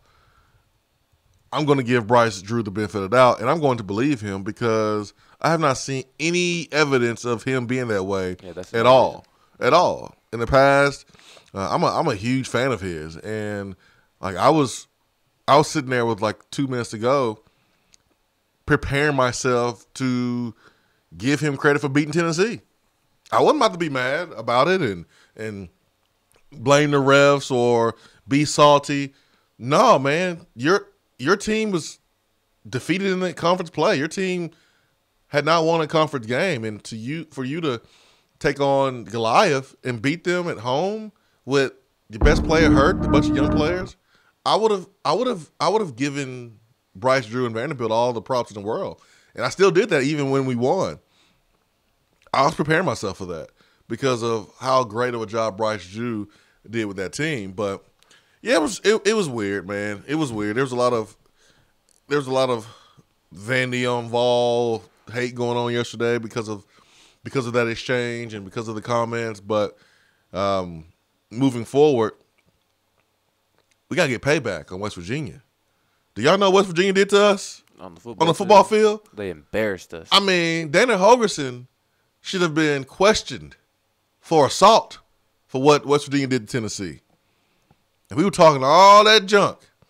And Nealon Mafia had that call. I mean, that's what started the Nealon Mafia legend, is that week when he called in and went on that rant. They got 30,000 plays, 35,000 plays.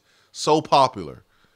And I don't know if you forgot, but I didn't forget about what West Virginia did. Nope. They made West Virginia made Tennessee look like a Division II school. A JV football team. Man.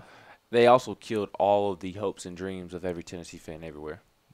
They did. Tennessee fans were confident going into that one, and leaving Charlotte, I don't think they were as confident. I didn't think we were going to win the game leaving the stadium.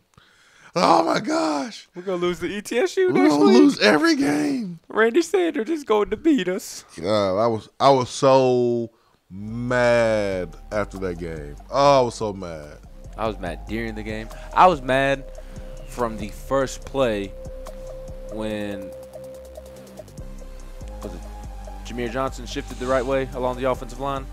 It made Brandon Kennedy look bad. No, it was Ron Johnson. Oh, it was Ron Johnson, the right guard. Yep. And Brandon Kennedy was the center, and someone did not. Well, I think it was the guard's fault. They did not execute the RPO check. Yes. And hit Garantano as he was throwing the ball to the perimeter, and it was a fumble, and so we were already behind the sticks. That's what happened. But it looked like Brandon Kennedy just had never played football in his life. It looked like I was the center on that play. Yeah, it looked like it was his fault, but it wasn't his fault. It was the guard's fault. Yeah, it wasn't the center's fault on that one. In reality, Jarrett Garantano should have been able to count better, should have recognized that his offensive line was going to have that blunder. That was all Jarrett's fault. And even though the defender was in the backfield within 0.2 seconds, should not have held on to the ball for 5 seconds. Yeah, it was all Jarrett's fault for sure. 865-255-03 B-Drive Waterproofing Hotline. We got to get payback. We got to get payback on West Virginia. So we can't just be winning by 5 or 6 points. No, we need a Georgia-like beatdown. We need to make Bob Huggins question whether he wants to continue coaching. Make him retire midseason like Steve Spurrier. Why Bob Huggins dress like me when he's on the sideline? I like it. In a way. Put on a tie, Bob Huggins. Swain Event. Be right back.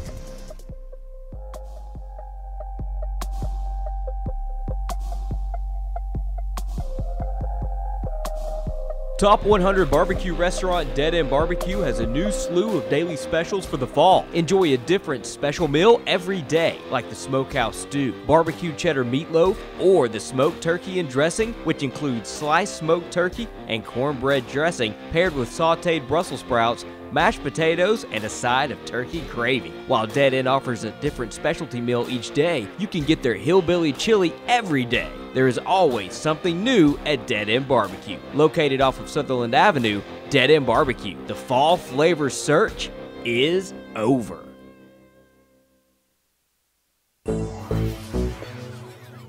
We have all made the mistake of dropping or breaking our smartphones.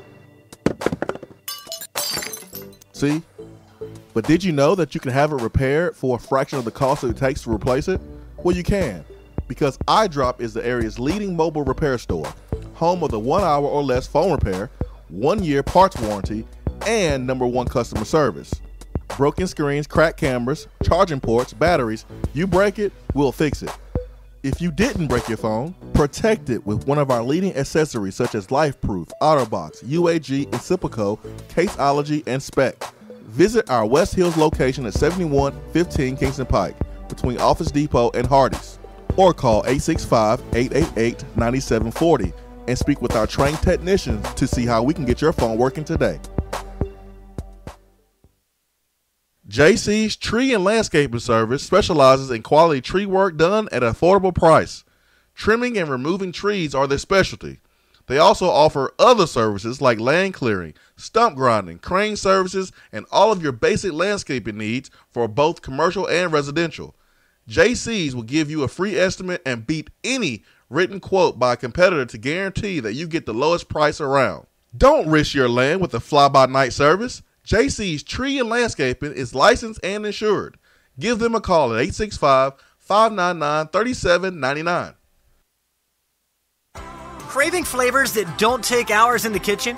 Mrs. Grissom's cheese spreads and chicken salads are the perfect go-to. Ready-to-eat meals and snacks found in the meat or dairy section at your local grocery store. Whether you crave the classic Mrs. Grissom's pimento cheese or the gluten-free select varieties like the cranberry pecan chicken salad, enjoy small-town flavor in every bite. Select the best. Select Mrs. Grissom's.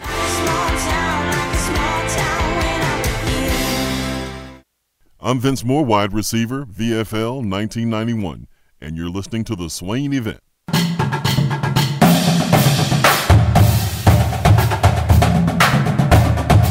Around the SEC, powered by 42nd Street Marketing, your game-winning play call for design, marketing, and branding.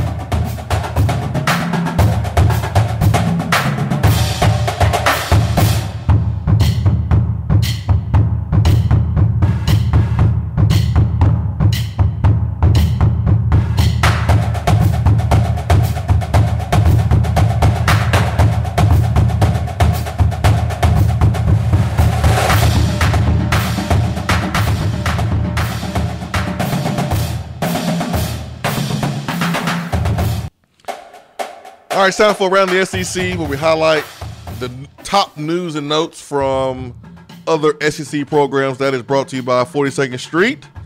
They handle everything you need branding-wise, custom website design, logo design, and print design. You can see their work by going to swainevent.com.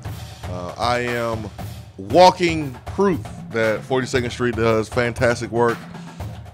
The only company I trust my branding with. I would call them. If you have any questions, call them, get your questions answered. Go to their website, fill out their website form, and talk to Mike, 865-382-7007. They do a great job, and we used a really easy template website for a long time here on the Swain Event, back when Stokes was part of the show every day in Knoxville, but once he moved, we had to step our game up a little bit. And we did that with 42nd Street. New custom website where you can navigate and get all the information about how to listen to the show and follow the show. Speaking of following the show, we would love for you to follow us. National Signing Day, we will be at Dead End BBQ, and you don't need any type of registration. You don't need a ticket. You just need to bring yourself. You get a chance to get your autograph from Steph Curry, who will be there, Ben McKee. Maybe. I might make an appearance. All right, Ben, what we got for around the SEC? A couple different things. Nothing too deep. We have an early for what. First, though, South Carolina, Caleb Kinlaw is getting one final season to show what he can do in a Gamecock uniform. He is also a CFL along with Stokes. Yep. And as we found out last hour, Volstorm is actually the president of the CFL Foundation. I didn't know that. Yes. So the more you know. The South Carolina running back tweeted yesterday, forever grateful for the opportunity to play one more year. Let it be my best. He was a transfer from Wisconsin. The South Carolina native arrived in 2017 and played in 12 games as a junior.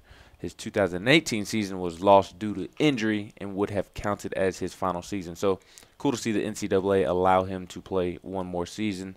And speaking of running backs, Ole Miss running back Eric Sweeney, who, if I remember correctly, Tennessee, I don't know that they were in the top 3, but they were mentioned fairly frequently with his recruitment. He announced that he is in the transfer portal because, of course, as first reported by Cole Kublik of the SEC Network. And speaking of the transfer portal, you mentioned it earlier in the show, Austin Smith from Tennessee. I'm over it. Is in the transfer portal. I'm over the transfer portal. Yeah, along with Drew Richmond and Eli Wolf. Jordan Allen was at one point listed in the portal but pulled his name out and has decided to stay at Tennessee. I know earlier in the show somebody commented on the text box and had Austin Smith and Jordan Allen confused, asked if Austin Smith is the one that had the mother say, heck nah, you're not leaving, you're staying. That was Jordan Allen, whose mom said he was not transferring to be closer to home because his mom is battling cancer right now. Austin Smith is a different person who has been riddled with injuries, was one of Butch's big-time players in that, I wouldn't say biggest because that 2015 signing class had Alvin Kamara, guys like that. Yep. But he was one of the 3 stars that Butch brought in that you thought maybe could develop into a really nice player because of his size Speed, and athleticism. Yeah, I remember. And then the for what in around the SEC goes to an Arkansas fan who has been arrested for vandalizing Mississippi State's Bully statue. And the Bully statue, I wish Charlie was here because Charlie is a Mississippi State fan. There is a Bully statue. I guess it is outside of Mississippi State Stadium, somewhere on campus. There's a bulldog. Yeah, it's like a. Oh, the bull. Yeah, the bulldog. Kind of like because Bearden High School has one just like it. Really? Yeah, it's identical. Bearden High School has one right there by the football field. It's a statue of a bulldog. It's like on a block. Yeah. It's kind of like the Clemson Rock where it's like on a block and then you touch it. So that was vandalized earlier in the year. It was actually vandalized leading up to Arkansas's loss to Colorado State. So that Arkansas fan picked the wrong time to vandalize the statue. He wrote "Woo Pig" on it and 42-11. How did he get in trouble? I mean, they just the man who was arrested is a 25-year-old Timothy Yeldell of Fayetteville and 24-year-old Mathis Tillinghast of Houston. Oh, he definitely Arkansas fan with that name. Yes. Man, you didn't have a lookout man like, hey, come on, hurry up. Were they both doing it? No one was looking out. I guess. What are they trying to do? Write a novel on it? I mean, write one word and get out of there. They wrote "Woo Pig" on one side, and then they wrote 11/17, which was referring to the date that the two teams played. And the maximum punishment for this crime is 5 years in prison and a $10,000 fine. Uh-oh. And Mississippi State went on to beat Arkansas on November 17th, 52-6. Oh. And they also vandalized the statue the week of Arkansas playing Colorado State. So bad timing, guys. 865-200-5503 B-Drive Waterproofing Hotline. Going to the text box this morning. Wisconsin Vol fan says if Tennessee isn't going to fire Harley, then they need to fire the total coaching staff and hire coaches that know how to shoot under the basket, pass the ball correctly, shoot foul shots, run a play correctly. These top recruits look like they've never seen a practice report. Pitiful. Man, Zay Green, she was getting it in last night. She had all the juice, and she was fired up. Yeah, I mean, she had a and one, but I don't know what's going on. The wheels fell off in the second half. Oh, yeah, it did. I was very impressed by the way they came out in the first half. They committed 3 turnovers in the first half, which is incredible when you consider the Lady Vols have been turning it over 16, 17, 18 times, sometimes more than 20 per game, which was remarkable. And then Tennessee came out in the third quarter and turned it over 7 times alone in that quarter. So the wheels fell off the bus. And Notre Dame is, if it's not Connecticut, then Notre Dame is the best team in the country, and that finally showed up. Notre Dame looked like Tennessee and Nashville on Wednesday night and got off to a slow start. I think they expected to roll the ball out there, and the Lady Vols will fold, which is telling of where the Lady Vols program is and why a change should be made at some point. Do you know how hard it was for Kara Lawson to call that basketball game? I bet it was miserable. I saw it in her face. I bet it was miserable. Oh, I saw it in her face, man.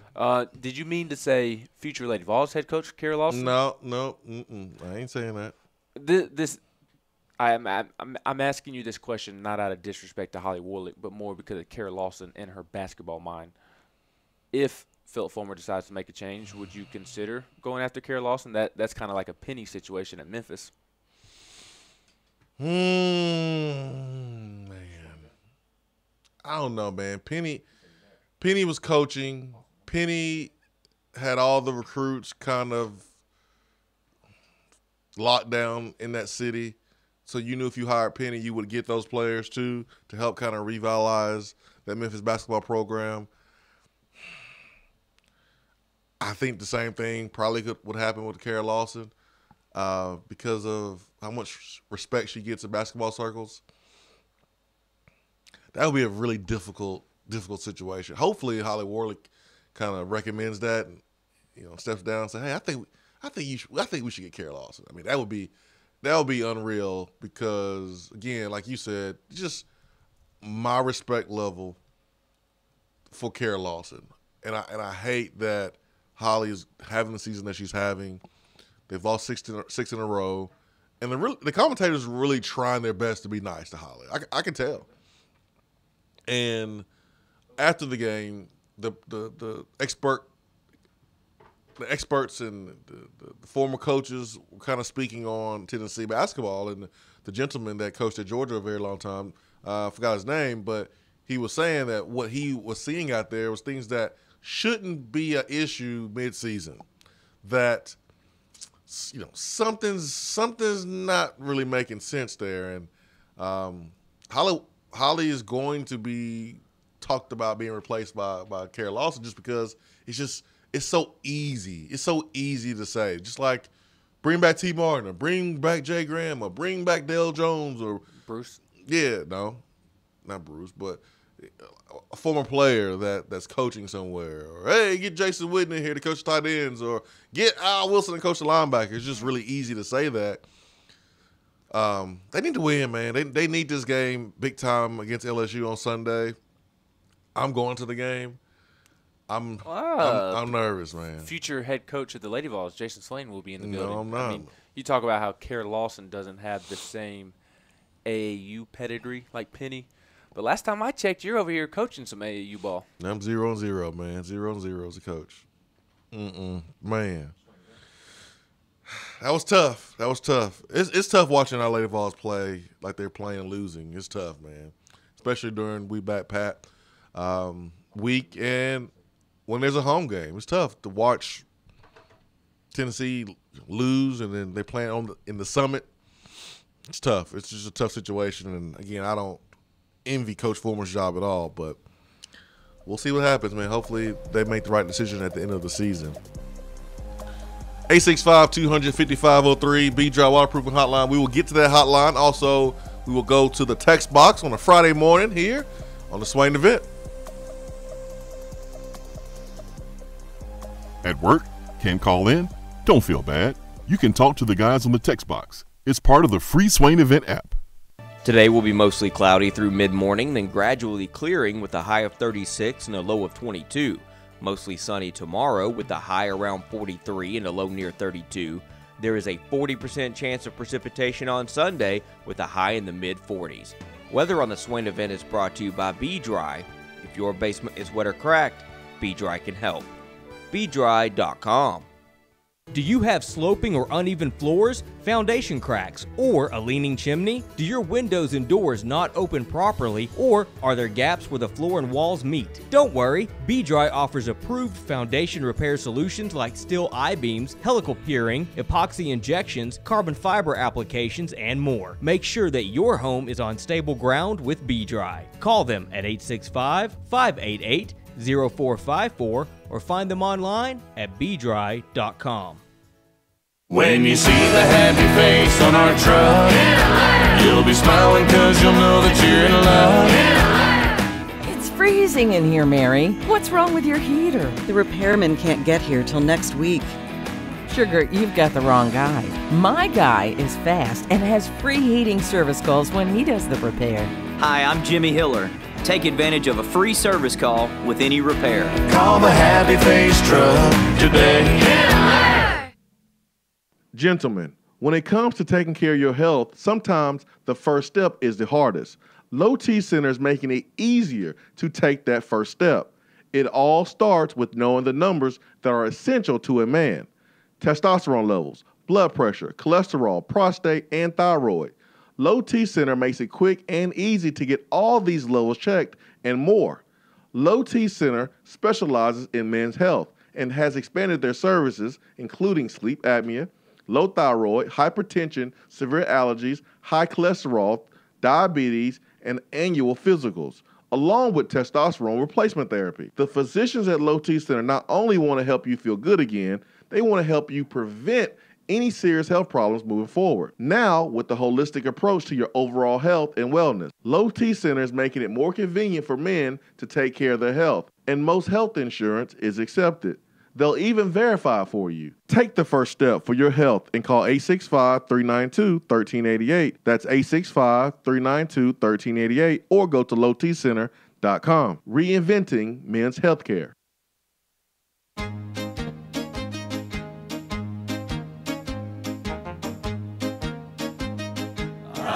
Goes your car insurance. Nobody likes surprises, so switch to Erie Rate Lock. Get a great rate that stays that way even after an accident, ticket, or inflation. In fact, it's locked until you change a car, driver, or your address. Your Erie agent in Knoxville is InsureFit RM. Get a quote at 865-684-4900. That's 865-684-4900. Erie Rate Lock does not guarantee continued insurance coverage. It's not available in all states. I just wanted to come by and congratulate you on the great work you've been doing. I like your style. You remind me of a young me. Failure is not an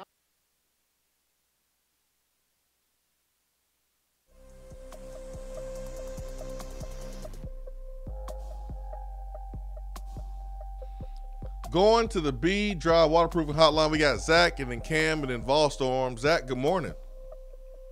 What's up, Swain? Hey, Zach. Hey, man, I got a question. Who does the strength conditioning for the Lady Vols? It ain't the same guy that does the men, is it? I'm not really sure. I don't really think so at all. Let's look it up. It is not the same. It sounds like they may be in as good a shape as they need to be to get 4 quarters in. I saw a fast break where it was only 2 Lady Vols back, and I was just waiting on the 3 Lady Vols to show up in the TV screen. It took them forever. I'm serious, I wanted the same thing. Like, are they tired? Or are they giving up? I don't know. See, most games are there in the first half, and the second half they're getting blowed out, especially fourth quarter. I mean, it's weird. Something that I haven't seen in a very long time with this basketball program, and I'm not trying to be vile as some of our fans. I recognize that Holly is one of us at the end of the day. If we have a former player that comes here on the coaching staff and he coaches a position, or if he's a head coach or whatever, and he's just not great at their job, he or she, then I'm going to have a little bit more respect for them and more grace for them as opposed to a coach who does not value our traditions and treats people like crap around here, I'm going to be a little bit more. I'll criticize that coach a little bit more, but I ain't gonna do Holly Ward like that. The strength and conditioning coach for the Lady Vols is Lee Taylor, and he is in his 6th year as the head strength and conditioning coach, and is in his 8th season on Rocky Top. With this year's team, I think how slow they are has more to do with missed evaluations in recruiting, because you look at the 2 post players that the Lady Vols have, not named Sheridan Green, and they should not be at Tennessee, quite frankly. One is a junior who has struggled to see the court because, if we're being honest, she's not very good.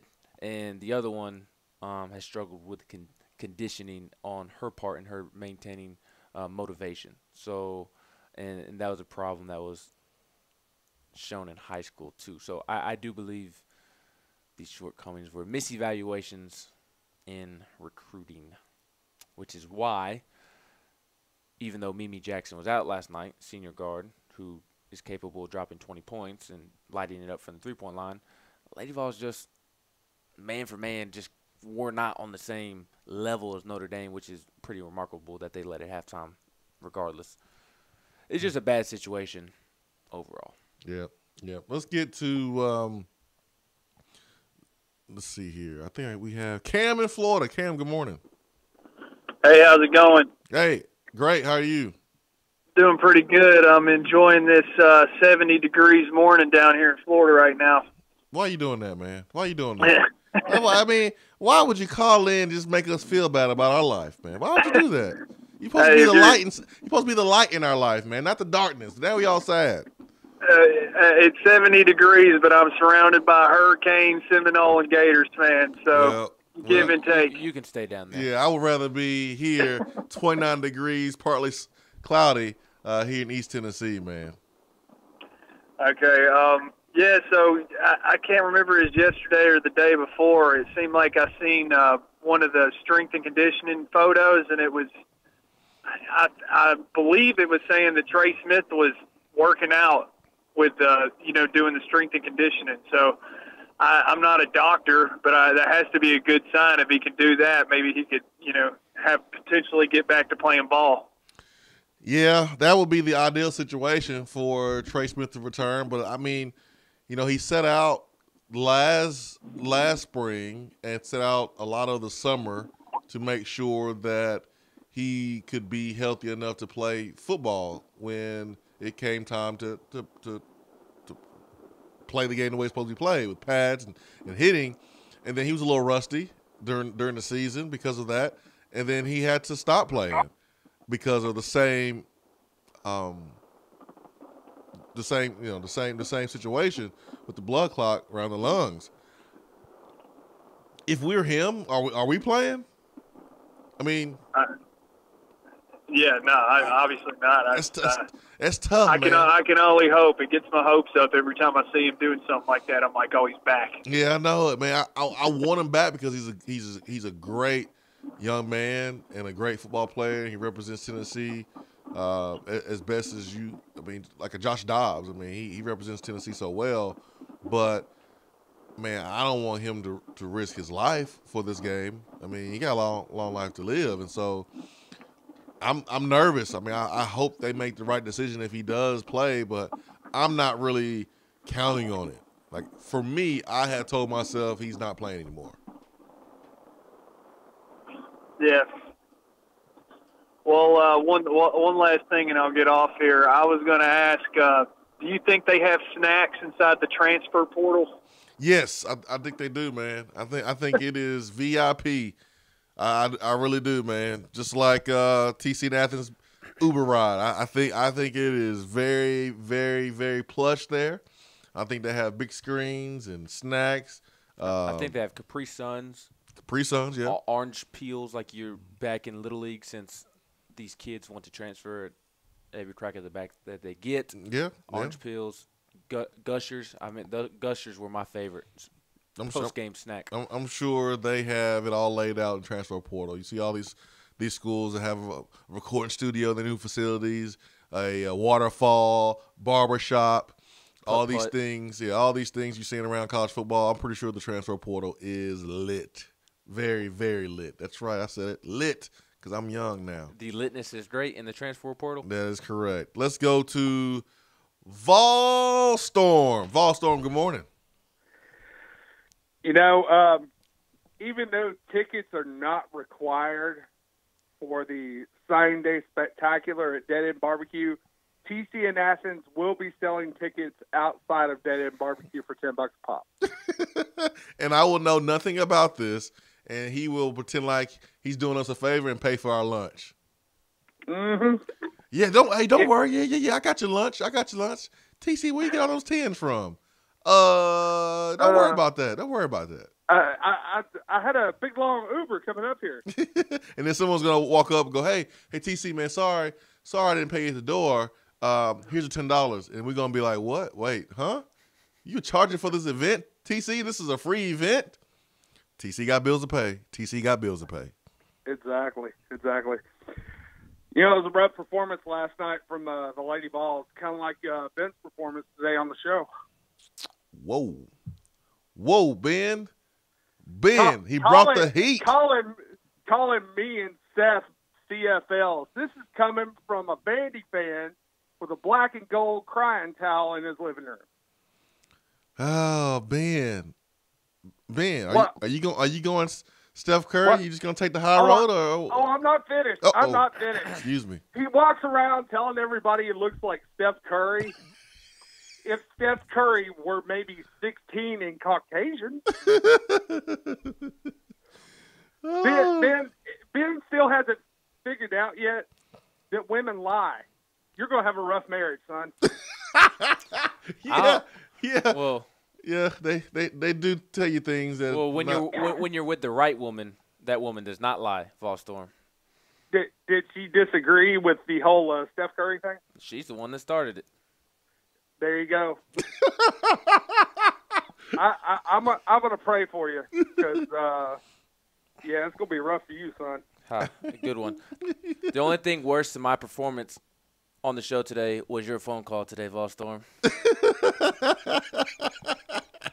Oh man, Vol Storm, I love you, man. All right, let's get to Jeff. Jeff, good morning.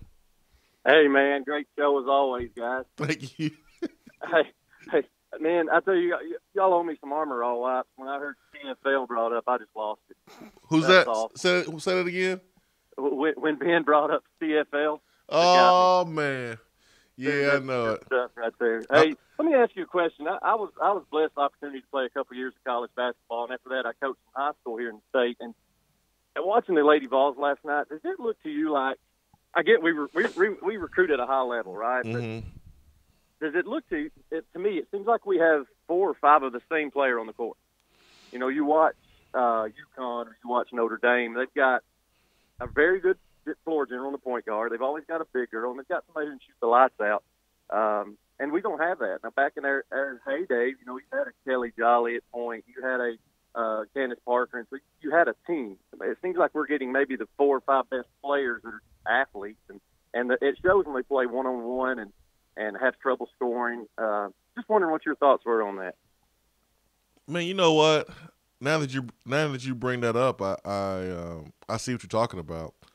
You know, who's our 3-point shooter? Mimi Jackson. And Avina Westbrook is so-so. I mean, do we have a knockdown shooter? Mimi Jackson can be. She has been at times. She has not been after the Auburn game.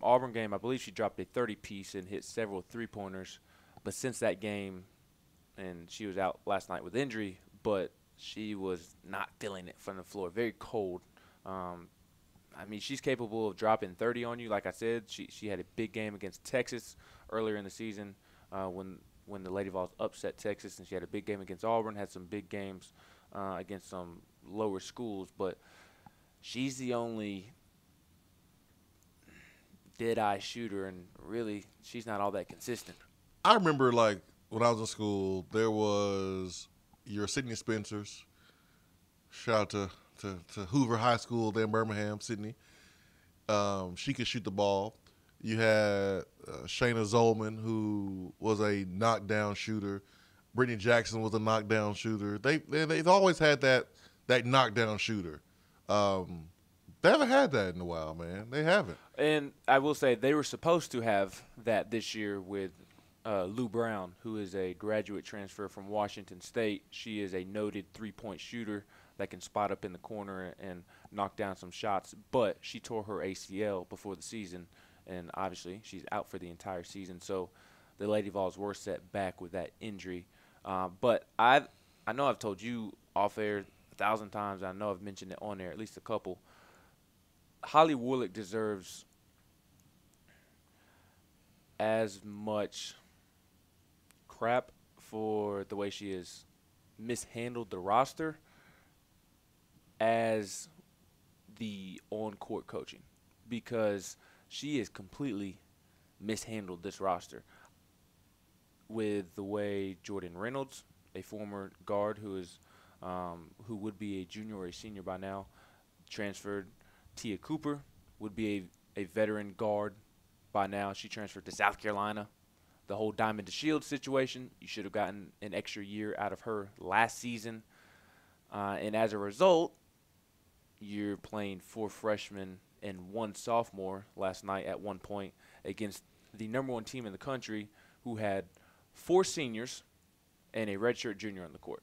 That's not a recipe for success, no matter how high the recruit is that you bring in. Avina Westbrook was the #2 overall player in the country, but when you're just throwing a bunch of athletes out on the floor and just kind of letting them play ball rather than letting them play team basketball, you're going to get the results that they've gotten this season. Yeah. 865-255-03. Going to the text box this morning. Chip Payne, any correlation to are we calling him Brew McCoy, or are we calling him Bruh? I like Bruh, but I think it's Brew. I want to call him Bruh. I mean, we can. Bruh McCoy, he's the 5-star receiver that signed with USC but entered the transfer portal before playing a game, before having a practice in pads. He's from Texas, and there's talk about him going to Texas. T. Martin, I'm sure, recruited him when he was at USC, but the favorite looks to be Texas. And Chip Payne was asking if there was any chance. And I genuinely don't know. I know that T probably recruited him. Yes, and I saw yesterday Antonio Morales of The Athletic, who covers USC, he said that he and T. Martin had a great relationship, and T. Martin was one of the biggest reasons he went to USC. So I do think Texas is the favorite, and he is wanting to transfer to Texas to be closer to home. But I would say that Tennessee at least has a chance. It's not a great chance, but at least a small chance just because of T. Martin and his relationship. You can't do it, but it's done all the time, and you certainly understand. You can't pick a school because of a coach, assistant coach. You can't. If you want to pick a school because of a head coach, okay, that makes a little bit more sense because the head coach pretty much sets the temperature for the entire culture, and that's what you're going to either like or dislike when you visit that school. But an assistant coach, man, these guys are moving and shaking. They're trying to advance their careers. You pick a coach, you pick a school because of assistant coach, and that's your only reason, then you're going to leave once that coach leaves. But I get it, though, because Woody McCorvey recruited me, and I was so comfortable. I felt like I was being recruited by my uncle. I mean, because Woody was old school. He's a country boy from Alabama, and, I mean, that's what I was kind of used to growing up. And so I vibe very well with Woody and like Tennessee a lot of it. Talked to Woody more than I talked to Coach Fulmer. Didn't really talk to Coach Fulmer at all during my recruitment. I think that's so weird that recruits don't talk to the head coach as much. Like, I get that you when you get on campus, you'll spend most of your time with Woody, but still the head coach. I mean, I felt more comfortable talking to Woody and Pat Washington anyways, right, than talking to Coach Fulmer during that time. And, I mean, I would talk to him every once in a while, but I wasn't a recruit that needed that. I didn't need to talk to the head coach and have the head coach sweat me, and I didn't need that. Neither did I want it. You weren't Torrance Gibson? Yeah, I just didn't really want it anyways, man. I didn't really want it. Leave me alone, guys. Leave me alone. I'm picking my school. I don't need y'all call me every other day.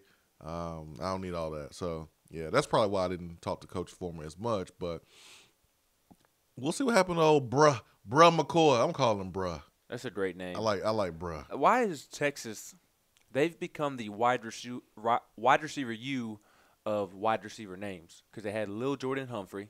And hearing Gus Johnson say, Lil Jordan Humphrey, when he would make a great catch was amazing. Yeah, and he declared for the draft. And now they're getting Bruh on campus. I hope they get Bruh. I know one thing. Bruh is going to UT. Just which UT? Yeah, I know, right? The fake one or the real one? Bruh. Hey, Bruh. Hey, Bruh here, McCoy. Vala Birmingham says, any updates on To'o? I need us to beat Bama out for him. They are talking all kinds of trash about how we have no chance with him. Well, there's definitely a chance with Henry To'o, and a lot of crystal balls are pointing in the direction of Tennessee because of Tasha Poy going on to the Cleveland Browns. I wonder why Tasha Poy, who was a defensive coordinator at Alabama, hasn't made, great recruiter,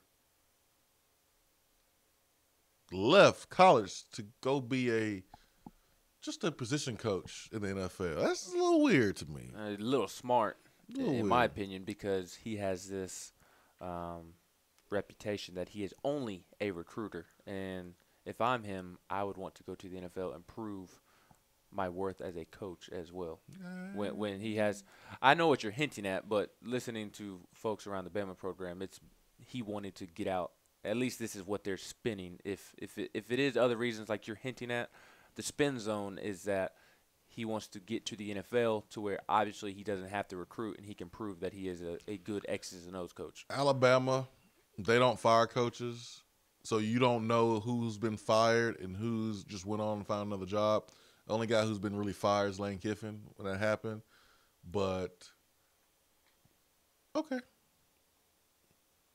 A little weird to me, but I think that's gonna pay off for Tennessee because Tosh had a really good relationship, still does have a good relationship with Henry To'o, and if Tosh would have been in Alabama, there's a chance that Tennessee could have came in second there. But right now, Tennessee looks to be in the driver's seat. That's what Austin Price of VolQuest said on our show last week. So we'll see what happens. We are a few days away of finding out. What's Darnell Wright going to do? Chris Russell, Henry To'o, George Pickens, maybe. I believe that one would shock me. I think George Pickens might be going to JUCO. He may be. That's been the sentiment for a while. Yeah, he may be going to JUCO. Speaking of the Browns, did you see that story that came out yesterday? About Haslam and the dysfunction? Yeah, and what was being shown on the television screens throughout the facility? Am I supposed to be shocked? No. Oh, yeah, I saw it, and I'm not surprised. I've been anybody who's a Tennessee fan knows saw the Brown story was like, oh, just another day. Huh? What? Yeah. Y'all surprised? What? Yeah, that's why we've had our issues. So I saw it, and I'm a little surprised they hired Freddie Kitchens over Greg Williams when Greg Williams had that team playing very well. Freddie being offensive coordinator seemed to be working. Now you're adding more on his plate, and he's never really been a coordinator that long. So whatever, we'll see, man. They got a great quarterback in Baker Mayfield they can build around. Got some young talent, guys who care about winning. So we'll see what happens. 865-255-03. Hour 3 is coming up here around the corner. Vols Man 33, did y'all see and hear the story Laura Rutledge did on Tennessee basketball that was posted on Twitter? Yes, we brought that up earlier in the show. C-Tump at Athens, yes, we need to win Sunday to break this long L streak. Talking about the Lady Vols. But just playing well for a half versus number one team and then winning a few games doesn't make things all better. The team could make a run and get to the tournament, but none of that is enough to take Holly off the hot seat. Volfan62 says Andy Landers. That was the coach yesterday that was critiquing the Tennessee basketball program after their loss to Notre Dame. He coached against Pat Summitt for 30-plus years, he said, when he was at Georgia. So couldn't remember his name off the top of my head earlier, but thank you to VolFan62 for pointing that out. If you were Phil Fulmer and you were in charge of this decision, are you 100% waiting until the end of the season, regardless, because of Holly Warlick's past, or do you make a change mid-season and try to spark the team and make sure that they get to the tournament? Because I believe that the tournament streak of never missing the tournament is something that the goal should be to maintain. I mean, that's an incredible stat that the Lady Vols have never missed an NCAA tournament. I believe that if with a change, maybe the team can be sparked and make a run to at least get into the tournament.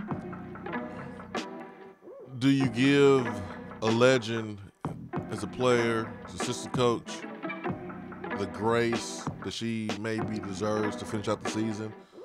Or do you give these young girls an opportunity to get to the tournament and be on the absolute wrong side of history by making a move? And that's up to Coach Fulmer for him to decide. And he has to have a great pulse of what's going on with this basketball program and this basketball team. So that's a good question, man. I don't think that's my question to answer. 865-200-5503, hour 3 coming up next.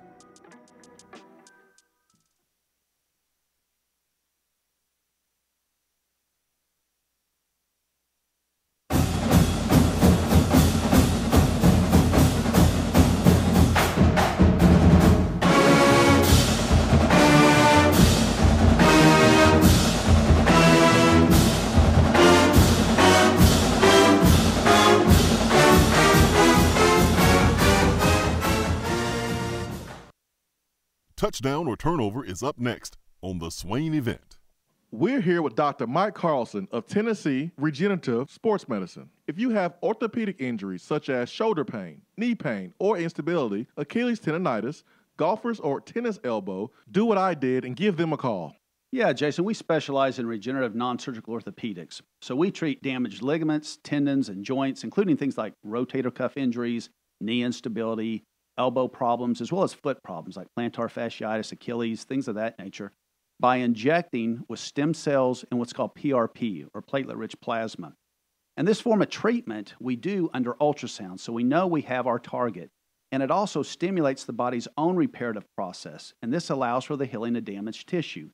And as you well know, I mean, numerous professional and collegiate athletes, guys like Steph Curry, Tiger Woods, and even yourself with your ankle injury, have been using this form of treatment for years. And so we offer that same type of treatment here in East Tennessee. Visit them on the web at trsportsmedicine.com. Tennessee Regenerative Sports Medicine, East Tennessee's leader in regenerative therapy. When I made the move to my own studio, I was worried about this. I was worried about that. I was worried about, hey, did I get this piece of equipment? Did I get that piece of equipment? Does that sound good? Does that not sound good? One thing I didn't have to worry about, that was office furniture, because Office Furniture Outfitters met my furniture needs. With a 50,000 square foot facility, they have East Tennessee's largest selection and are the best value for new and used office furniture. Located in Knoxville, it's easy to find everything you need for your new space, including desks, file cabinets, chairs, conference tables, and more. Office Furniture Outfitters is turnkey. They came to my place, we mapped everything out that was needed, they delivered, and get this, set everything up. To learn more about what Office Furniture Outfitters can do for you, log on to ofonox.com. That's ofonox.com. Alcoa 10 Federal Credit Union, a place where you belong. Alcoa 10 Federal Credit Union has helped people save money for almost 80 years. Whether it's free checking, financing a vehicle, or purchasing that new home, Alcoa 10 is here to help you. Better rates, better service. Check them out at atfcu.com. Alcoa 10 Federal Credit Union, a place where you belong. Member NCUA.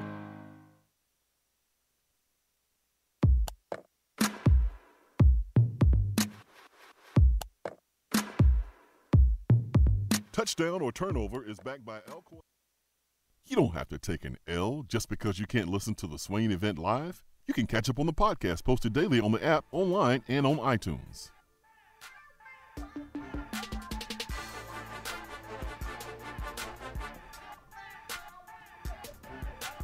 Are we to the point where you want to see Jordan Bowden start?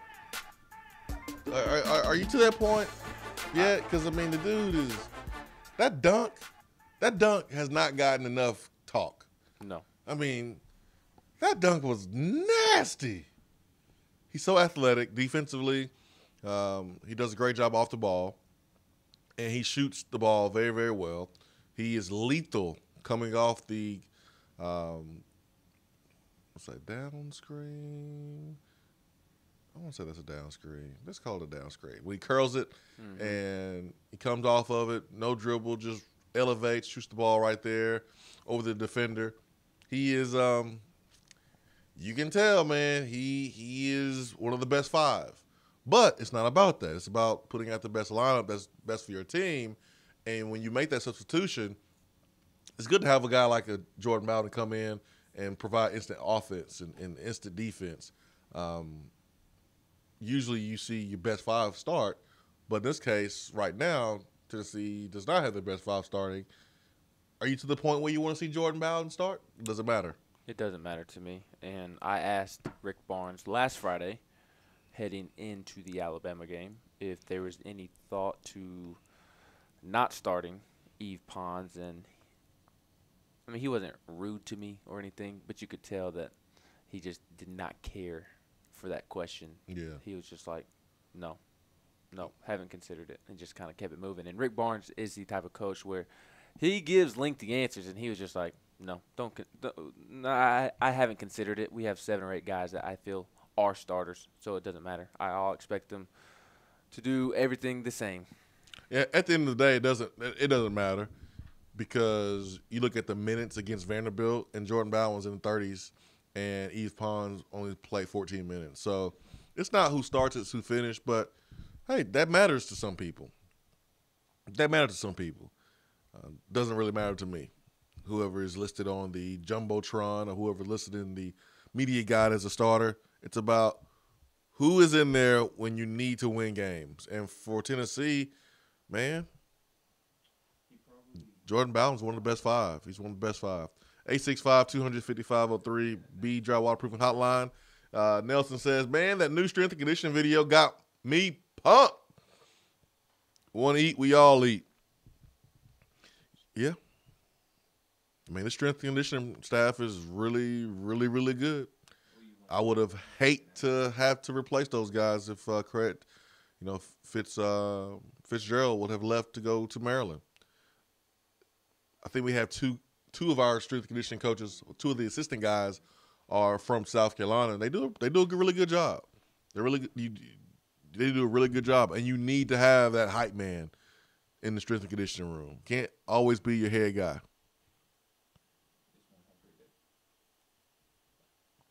Chris says, man, I can't believe this fan base. Are we really giving out honorary Lady of All Forever to Laura Rutledge because she said nice things? You're dang right we Have are. we forgotten what she said on Shiano Sunday?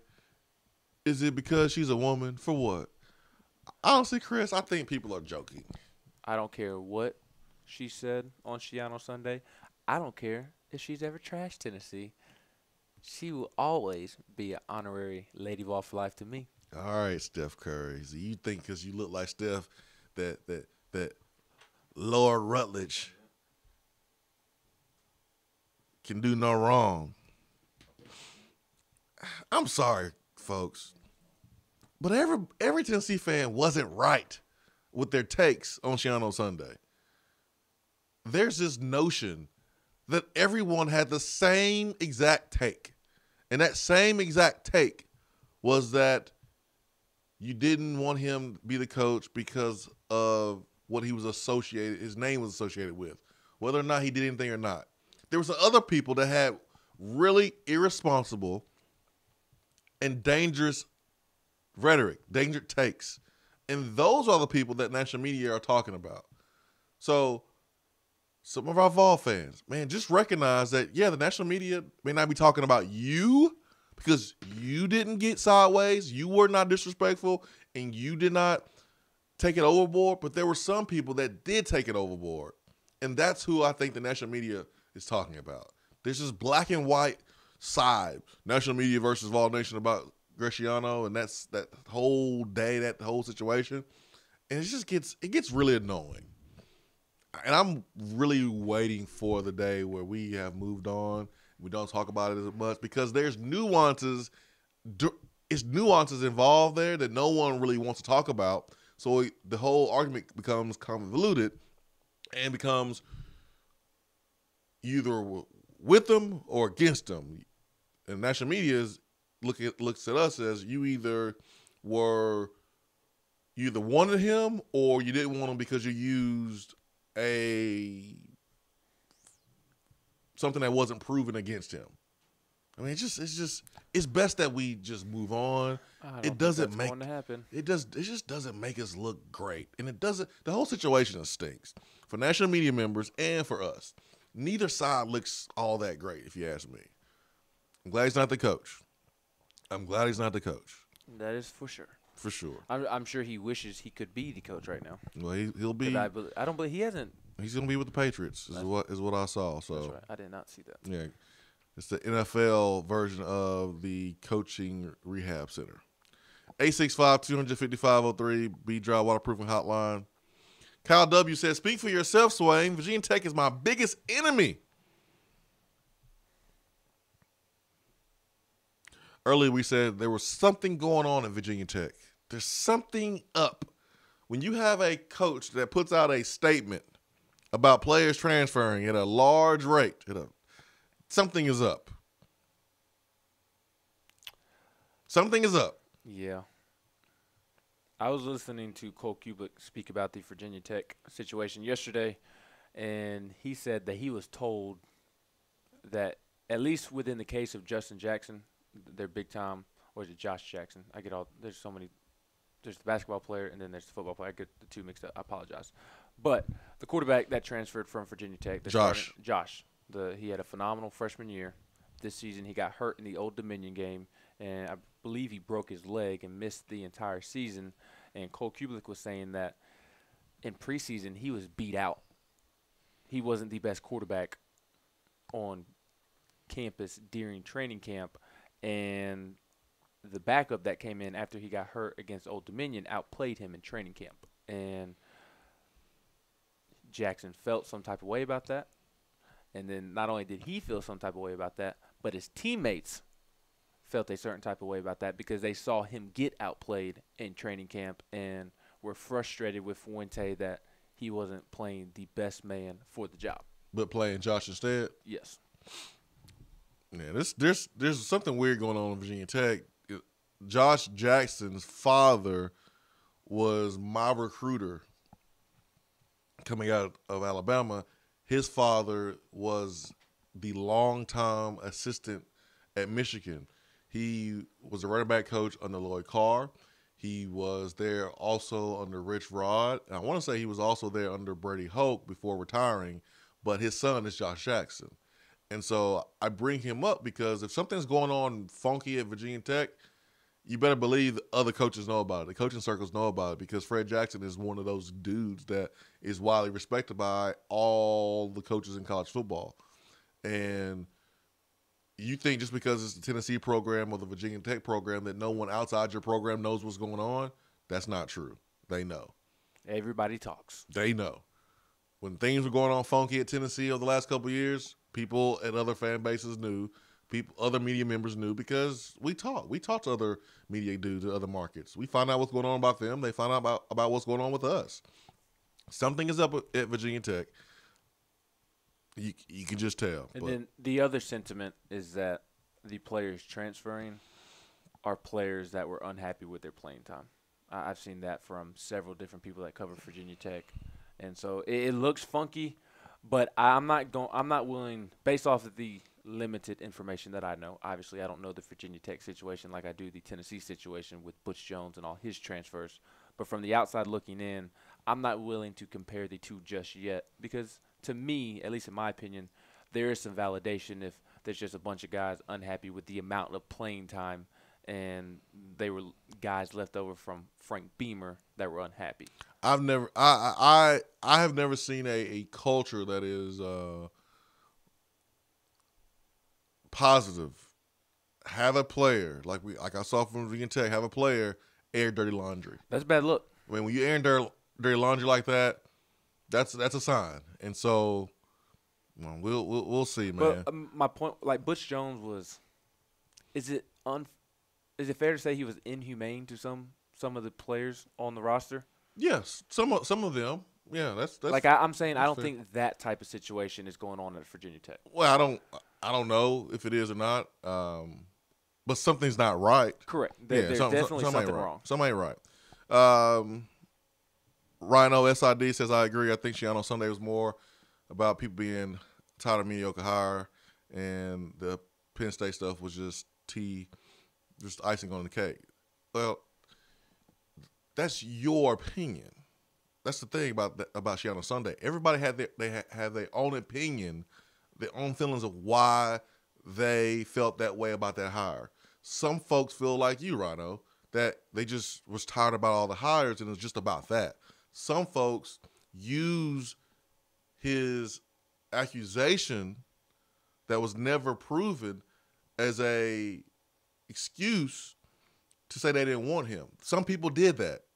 Some people did not do that, and some people just did not want the association attached to Tennessee, which is fair too. Everyone had their own reason. But to assume that every one of the Tennessee fans didn't want him for one specific reason is just not accurate, and it's not fair. I hate when we paint with a broad stroke.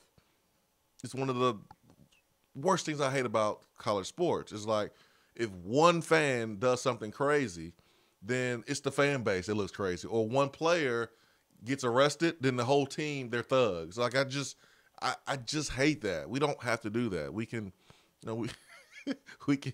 You can't read that one on air. You can't give Volstorm ammunition. Is this Volstorm? No, that's Chris. But Chris makes a good point. But you can't read that one because I can't. Volstorm can't know this because it's true. You can't read this on air, Swain. If you're my friend, you won't read this one on air, and you'll go to the phone and we'll talk to Nathan. Oh man, 865-255-03. All right, friend, let's go to the hotline. Friend, good friend. Who we got there on the friend hotline? We got Nathan. Hey, Nathan.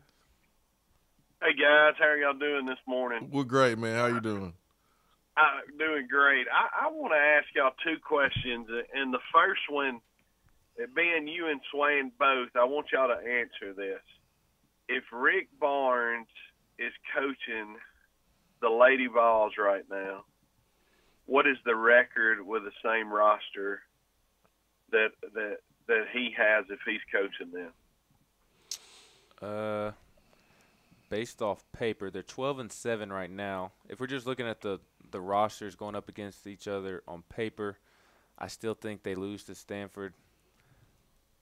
I think they beat Missouri because Missouri has struggled fairly pretty much all season outside of the Tennessee game compared to what their preseason expectations were. I think Kentucky is better than the Lady Vols on paper regardless of the coach. I think they beat Georgia. I think they beat Alabama. I think they beat Arkansas. So I think you take 4 losses off the schedule, 16-3. One thing that was said during yesterday's broadcast after the game by Andy Landers, they were talking about inspiration, being inspirational as a coach, and inspiring. And Landers was like, no, you don't inspire, you require first. You require. Like you set the standard, you set the bar. Like you require them to do it a certain way. If they don't do it a certain way, they don't play. When you require and they get that down, then you inspire. And that's something that really stood out to me because it just seems like that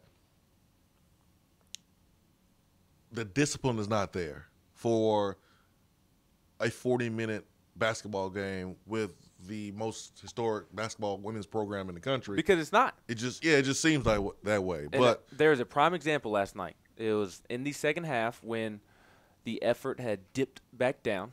The first half effort was tremendous. The second half was the complete opposite for the most part until about the fourth quarter. In that third quarter, there was a rebound. Notre Dame missed a missed a shot. I believe it was a three-point attempt, so it was a long rebound.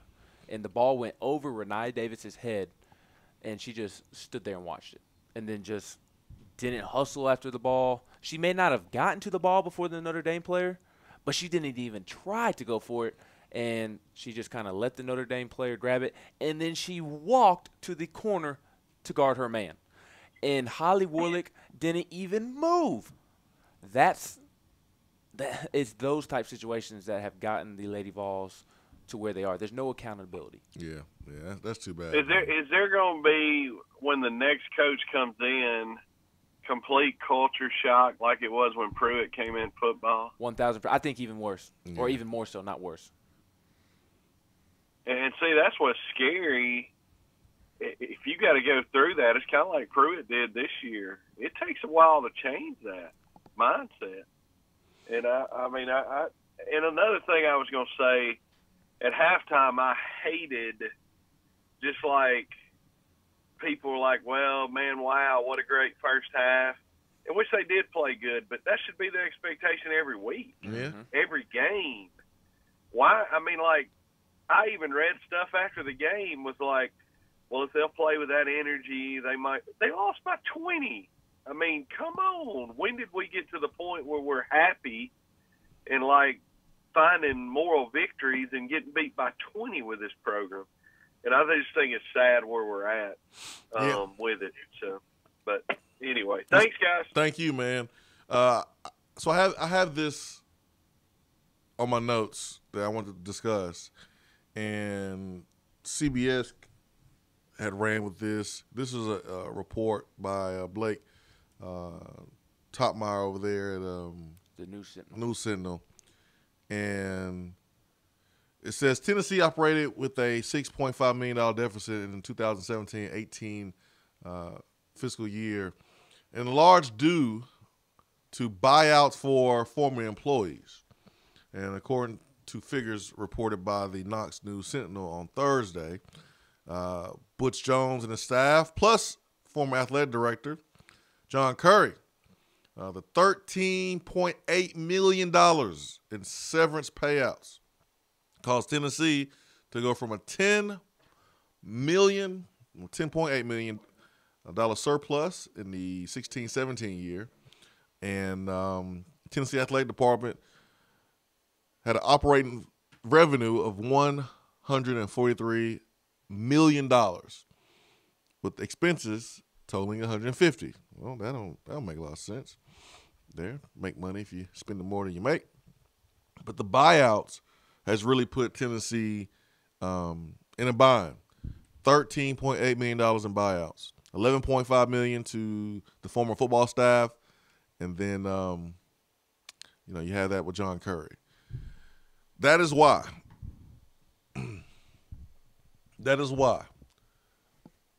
Jeremy Pruitt, I don't care if he doesn't like a coach who he thought he was going to like. That's why he wasn't going to fire anybody. That's why Tyson Helton leaving was the best for both parties. Because if Pruitt would have fired Tyson Helton after 1 year, not only does it look bad on Pruitt, it looks bad on Helton too, but then you're paying another coach a buyout. And we can't do that. Well, you try to protect yourself a little bit by only offering a 2-year deal. Usually, and I want to say this was the previous staff, Butch Jones' staff, they had 3-year deals. I remember. They had 3-year deals. This staff, Pruitt's staff, had 2-year deals. So that way, if you want to get rid of someone after 2 years, you can, and not have to pay a buyout. But yeah, money is an issue when you're paying coaches not to be here. Did it almost affect the T. Martin hire? Maybe. I wonder how much, if USC wasn't paying T. Martin, I wonder how much that would have affected it. I don't know, because you wasn't paying Charles Kelly all that much. It was like $300 and something. There's no way T is coming for $300 to be a position coach without the USC buyout. Because with his UT salary and his USC buyout, I mean, he's making $600, $700, somewhere in there. He would make it a lot more than that, combining those for the year one. He's making well, four he's making four something here, and then he was I don't know, what's his buyout? He was the offensive coordinator at USC, so you think it was about the same as he's making this year, so 800 somewhere in there. Well, I think he was making more than 800 as a USC offensive coordinator, and I think with Tennessee he's making 400 and something. So you add those two together, and maybe there's some offset money. I'm not sure, but that number that Tennessee has plus USC's money made the move good for T. Martin. But without that USC money, I don't know if T is here. You can't, and we're seeing this. Like, Will Muschamp fired Pat Washington, former Tennessee coach, used to be my wide receiver coach for 3 years. Like, he fired Pat Washington. Nick Saban, he doesn't really fire guys publicly. He just encourages you to go get a job, and he helps you get another job. I think that's kind of what happened with Tyson Helton. Pretty smart.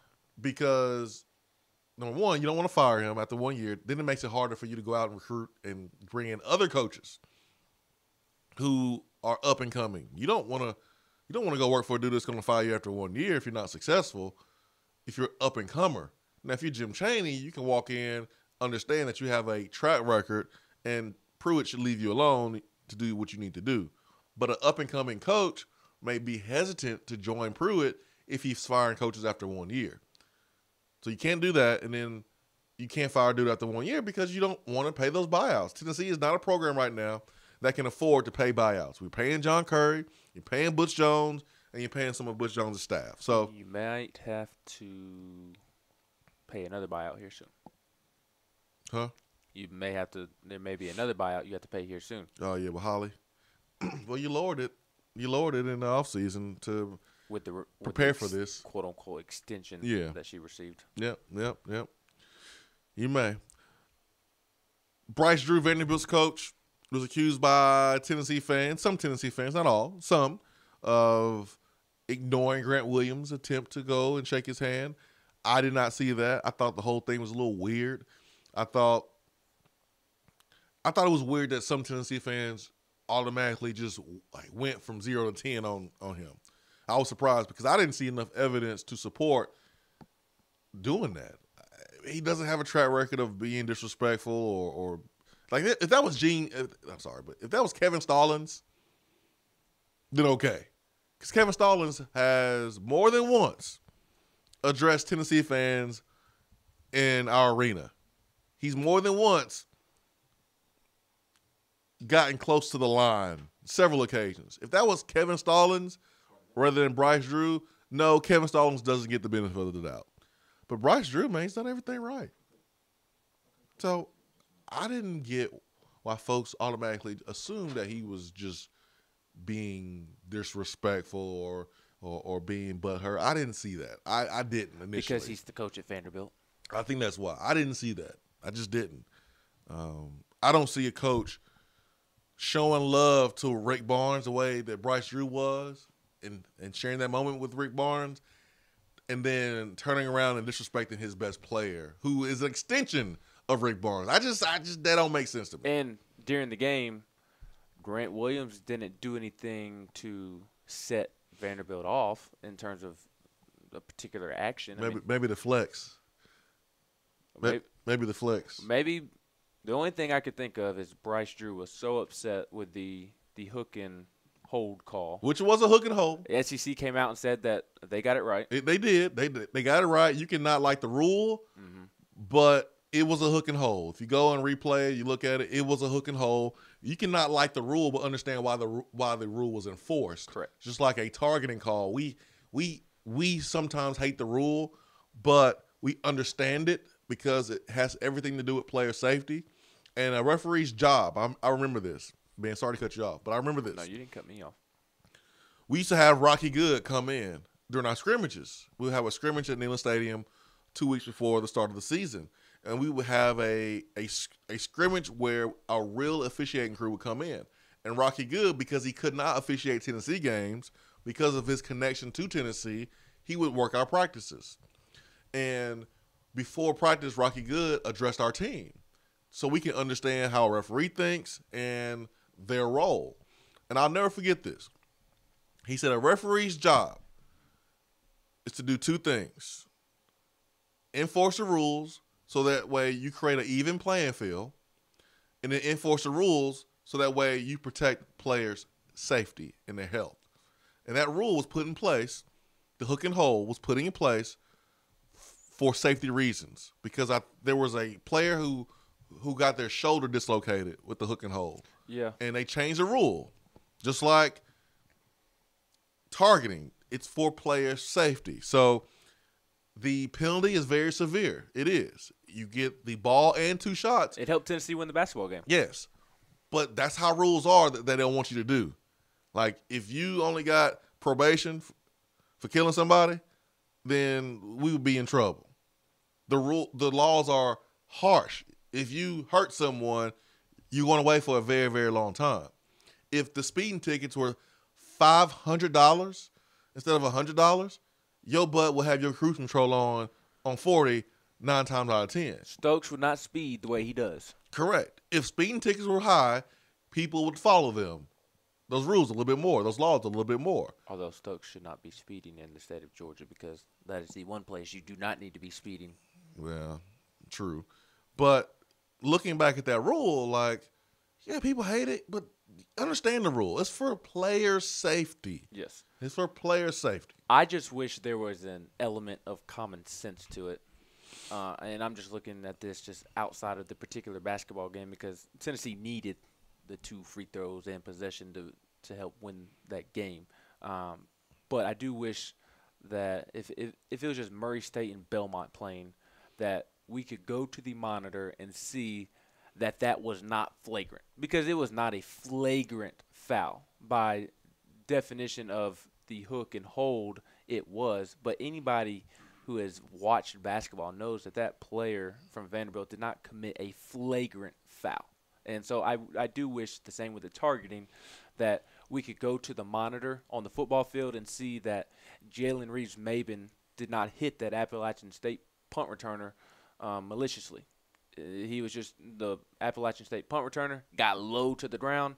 Jalen Reeves-Maben tried to get as low as he could, and unfortunately, it was helmet to helmet, and by rule, it was targeting. So I wish we could go to replay and see that there was nothing malicious to it, and maybe there still be a penalty, but Jalen Reeves-Maben not lose out on playing in one game during his senior year. And so I wish we could go to the monitor on the basketball court and see that Vanderbilt player, it wasn't flagrant. Like he was not out of bounds making a play that wasn't a basketball play, so to speak.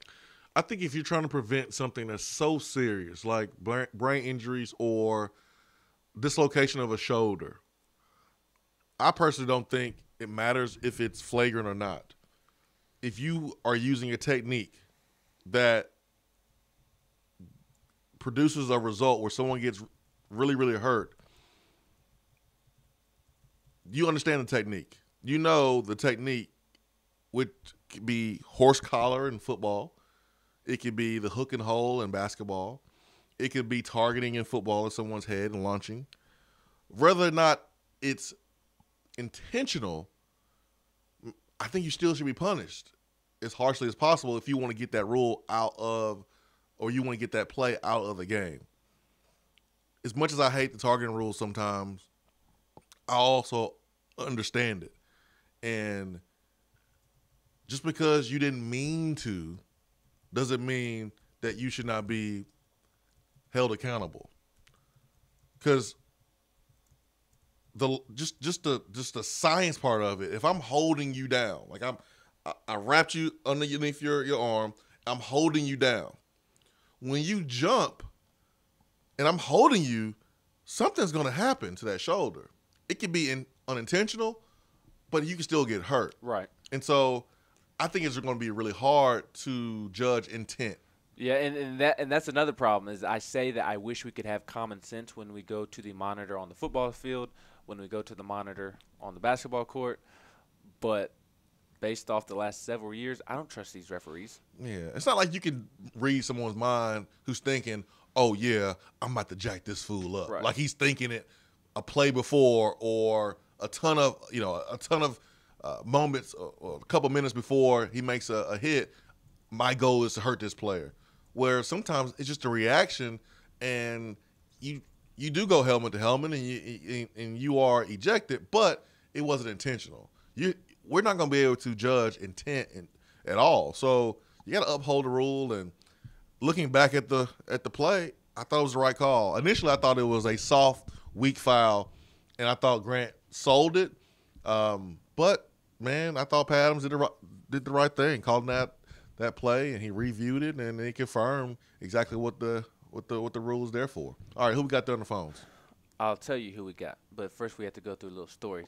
I'm gonna give you a hint to who we got. I told you I was at trivia on Tuesday, and one of the questions was, who is the only NFL team to never reach the Super Bowl in its 53 years? Oh, that's easy, man. That's a sorry Detroit Lions. All righty then. Oh, that's easy, man. That's an easy question.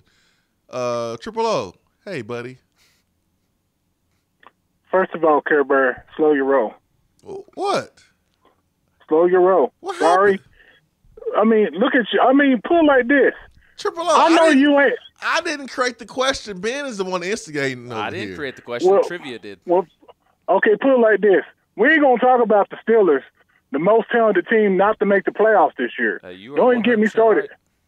You want Antonio Yeah, we ain't Brown? going. I'll give you. No. You give us Kerryon Johnson. You can have Antonio Brown. No, thank you. I don't want any part of that little Central Michigan Chippewa diva. I don't want any part of him. You don't want the Butch Jones product on your football team? He got too much Butch still in him. That's why he's sitting there complaining in Pittsburgh. You are correct, sir. I mean, next thing you know, he's going to be down here detailing Barb's car if he don't stop, shut his mouth and chill out. He's trying to get Barb's chip dip recipe. Yeah, he's going to be chip dip player of the week all month long. You know how like Kiffin said that Alshon Jeffrey was going to be pumping gas? Yes. He's going to be swiping rims if he don't slow his roll. He lives in Miami for a reason. Him and Le'Veon can do it at the same time. Antonio can get the front tires, and Le'Veon can get the rear tires. Yeah, I feel, man, but put it like this. I tell you, you're going to be joining them as general manager. That's going to be Holly. Man, put it like this, man. I can't even. As soon as I hear her voice, man, I turn off the TV, I turn off the radio. I can't stand to look at her right now, man. I can't do it. I can't do it. I mean, I know I normally don't rant about,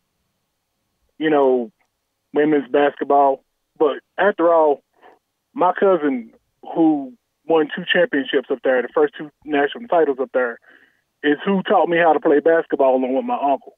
Man, I can't take it, man. It's affected me. I mean, that's my childhood, watching, UT sports, and to see, man, I can't, man, this is unfathomable, man. I ain't never seen this in my life. In my lifetime, I mean, if you ask me what hurts worse, my pro team going 0-16 or this going on right now with the Lady Vols, I won't say it's equal. It's killing me. And you ain't never heard me say that. Yeah. I thought you would be used to losing and it wouldn't affect you that much, to be honest.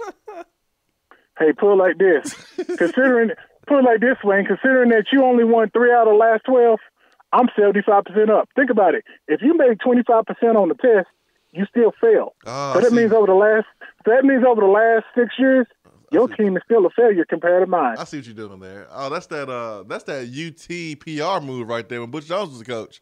You picked out the numbers that look good for your team. I see what you did. I see what you did there. I see what you did. You ain't slick. you ain't slick, Triple O. You ain't slick. Man, don't be comparing me to Mr. I'm reminiscing about the one time at band camp, Lyle Jones. Don't compare me to him. I know what you did. You ain't slick. You're going to pick out the 12 meetings. You won't pick out the 25 meetings or the 40 meetings. You're going to pick out the 12 because the 12 look good for your argument. You know what? You're exactly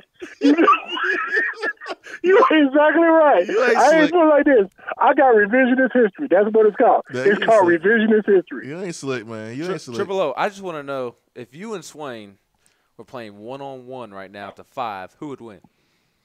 Swain would be 5, but if it was bowling, I'll destroy him. Bowling? Yeah. We talking about with or without the bumpers? Without the bumpers. Straight up technique without the bumpers. Huh. Do you need bumpers to bowl? No. Are you a good bowler? No. Are you a good bowler, Triple O? Yeah.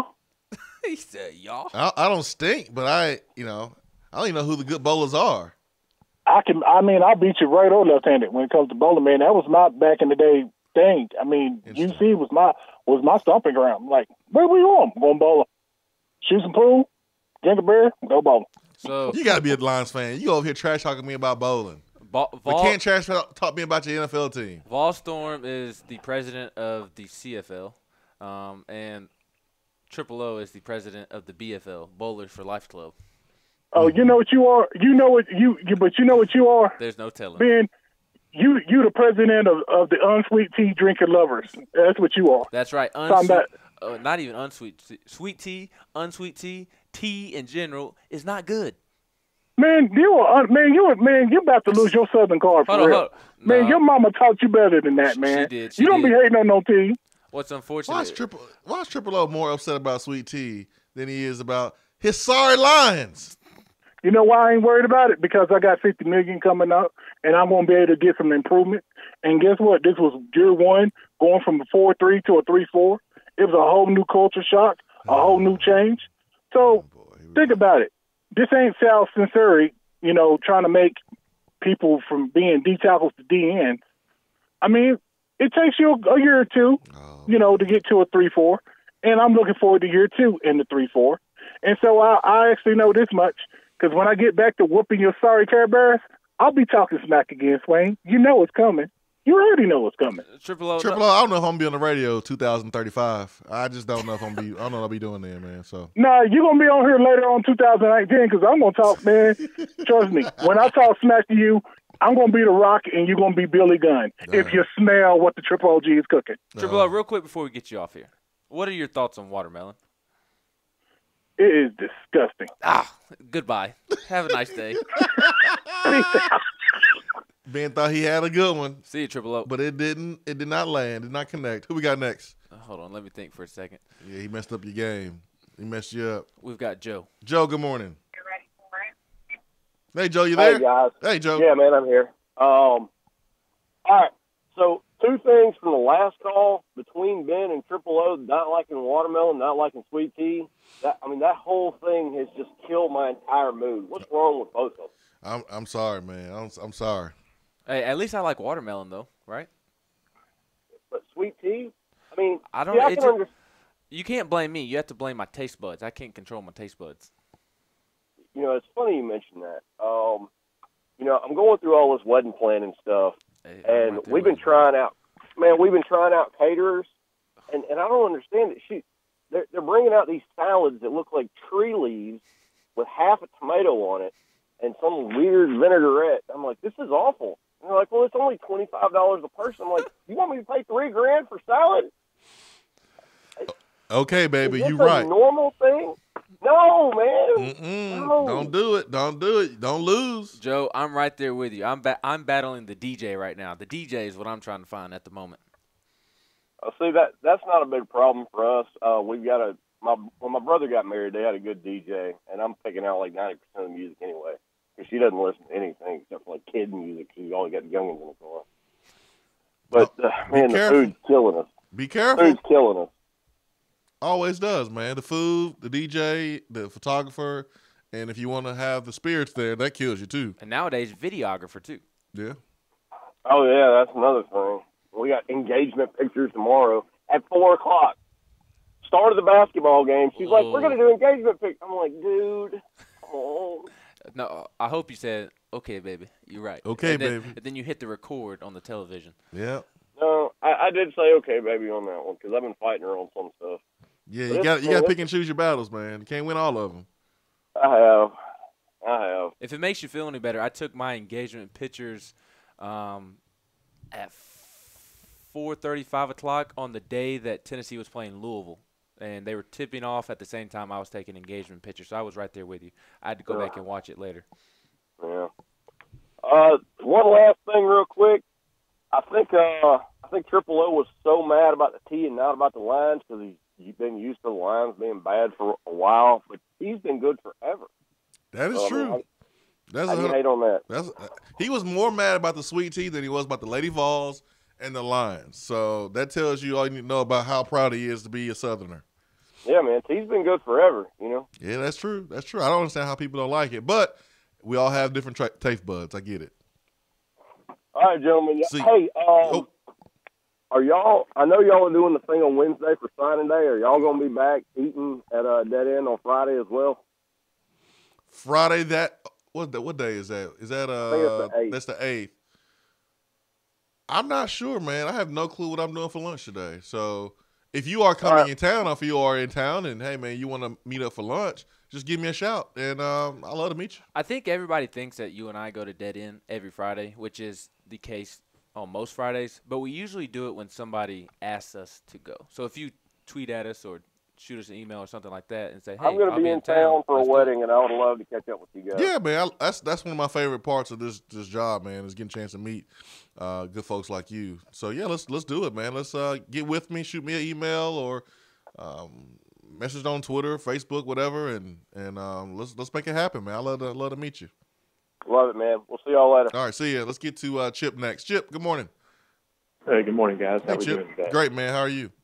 Wonderful, wonderful. I'm going to preface this comment. First of all, I understand that recruiting's not the end-all, be-all. Yes. I understand that totally. However, being a Tennessee fan, I'm hanging on every little victory we can get, right? Correct. So I have a stepson, been with him since he's a baby. He's just like my own, 17 years old, and he's a Florida Gator fan. And it just kills me, okay? Because he's following recruiting and knows everything about everything. The question to you guys is this. Obviously, I'm pretty sure we're gonna land right. Everything I've heard is, we're going to pick up Darnell Wright. If we pick up Darnell Wright and get a couple of, odds and ends, 3 stars or whatever, where do you think that puts us? And do you think we'll jump ahead in Florida in the rankings? And I will let you guys wrap it up from there. Thank you so much. Thank you so much, man. I appreciate that. Let me look at these rankings because I'm not the best when it comes to the class calculator and putting all those numbers in and all that stuff. To be honest, let's see where Tennessee is right now. Let's go to 247 Sports, which is where I'm going right now. Alabama's number 1. Tennessee is 16. Florida right now is 11.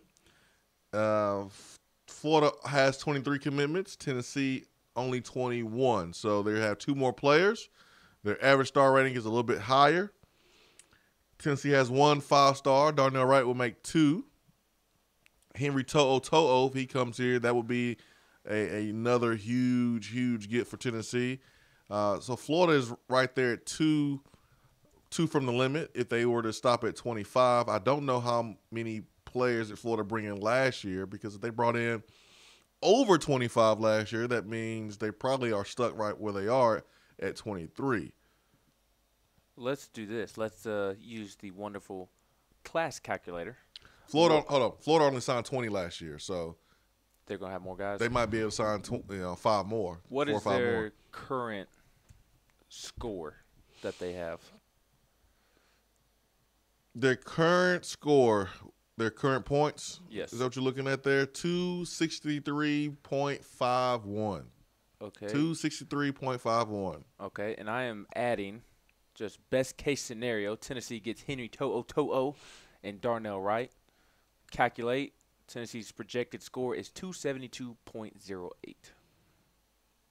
So if you add Henry To'o and Darnell Wright to this class as it currently is, just those 2, not including Christopher Russell or maybe somebody else that Tennessee decides to bring in, their score with 23 commits / signees would be 272.08. So that would put you at top 10 because Penn State is at 266.72. But those schools in front of Tennessee will also add people, so their score will go up. But they also may lose people, and their score may go down. Well, Michigan has 27 commitments. They're at 6.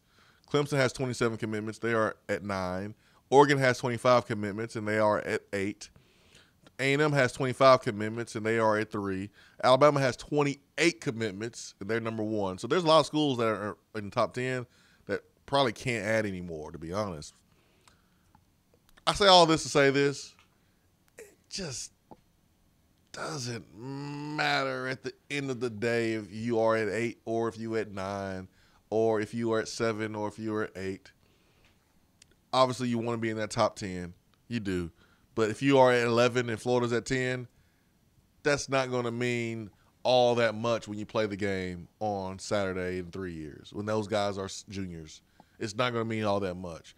But getting a quarterback that's part of a big-time class, like a Harrison Bailey, if he's a program changer, or a Eric Berry or defensive end type or Derek Barnett, then, yeah, that can make all the difference in the world. But being a point behind another school, I'm sorry, I'm not going to make a big deal about that. No, and at the end of the day, the recruiting rankings don't really matter. They're good for perception, but let me put it like this. We mentioned the 2015 Tennessee recruiting class earlier on the show. That was the year that they finished 4th in recruiting, 2nd in the SEC. That year, the number 2 team in the country in recruiting was USC. How is USC doing right now? I don't even know. No, I'm not. I'm just talking about in general. How's their program doing? They got a lot of talent, but they have a coach that's kind of hanging by a thread. Yeah, correct.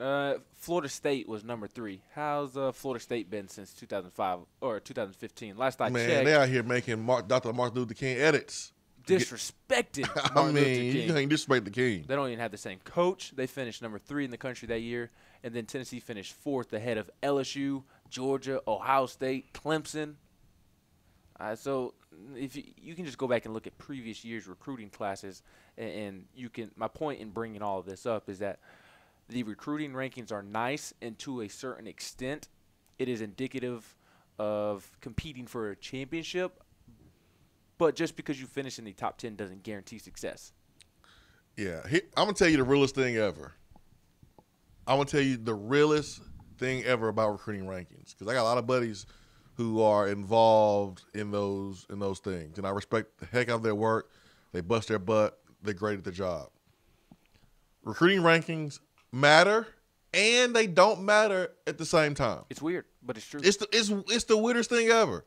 But they don't matter, and they also matter. Both statements are true. Sorry. Who we got next? Foxville and then Turkey Man. Foxville, good morning.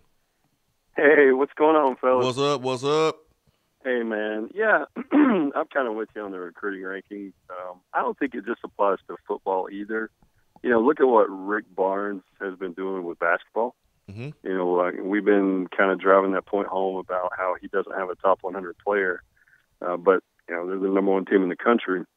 And on the flip side, though, you know, you got Derek Dooley, who recruited okay at first, but at the end of his tenure there, he didn't really do that well. But, yeah, all this stuff to say, as long as they coach him up, I'll be happy. But really, why I called in, though, Ben, I'm going to let you off the hook, brother. And I'll tell you why. You don't like sweet tea, correct? Yes, sir. Well, I grew up in the South, but let me tell you about all the stuff that I don't like. Okay. Now, you guys better hold on to something. I'm ready.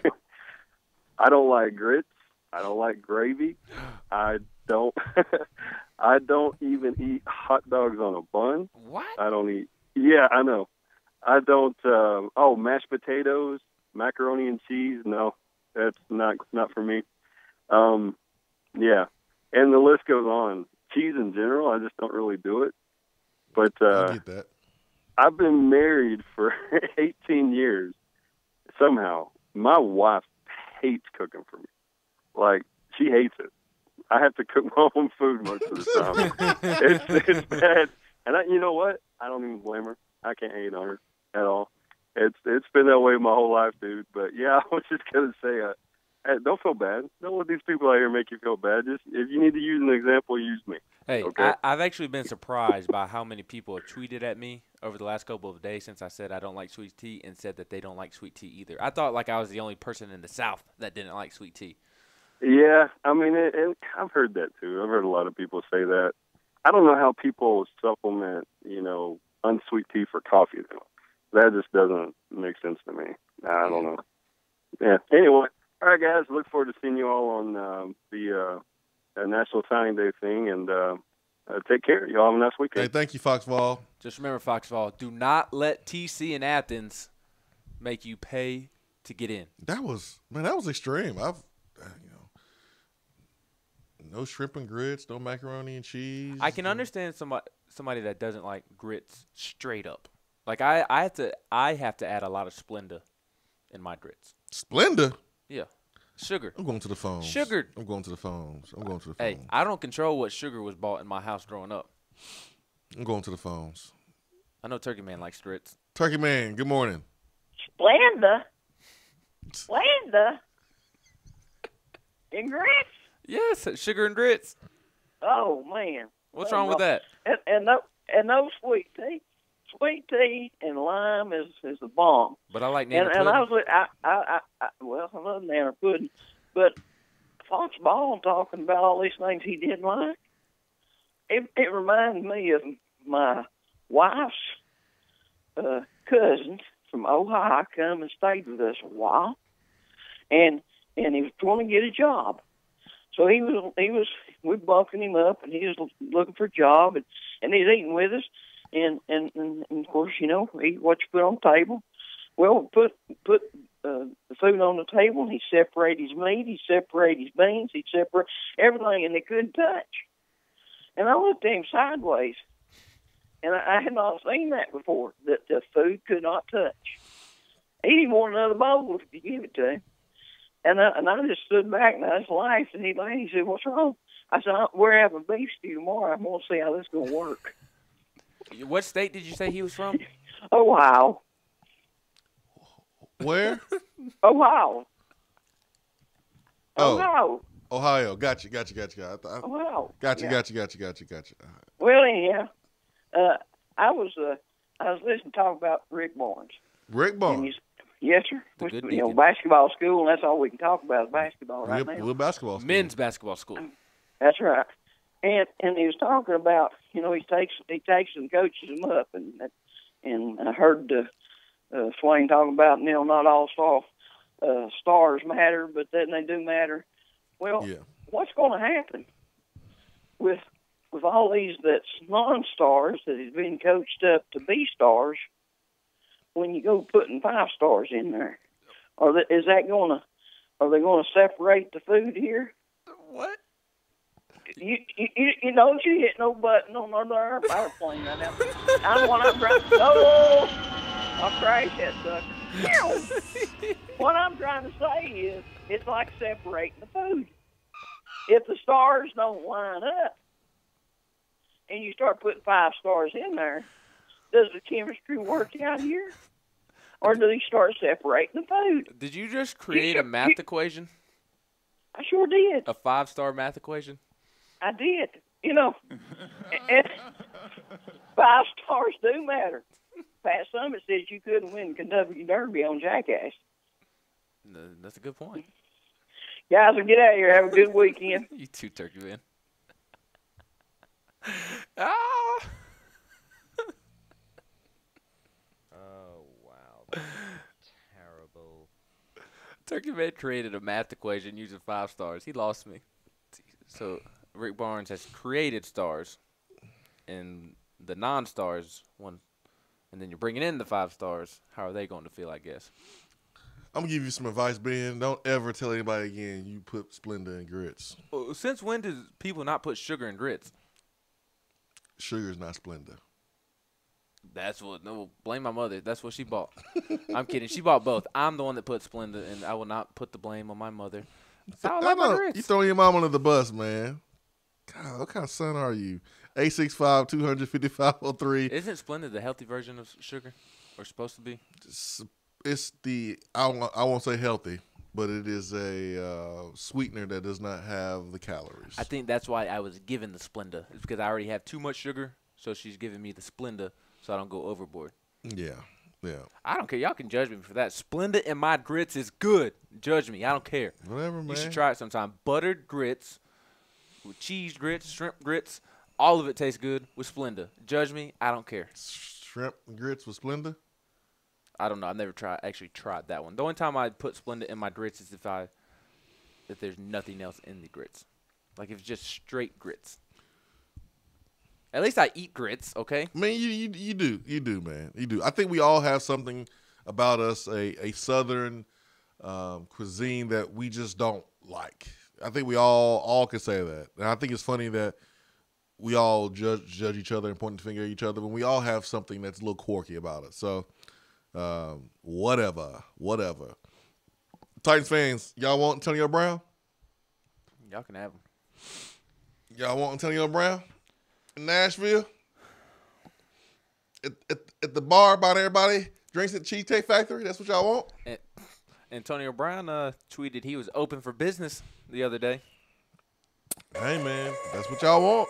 And then how about Le'Veon saying that he wanted to play in Miami?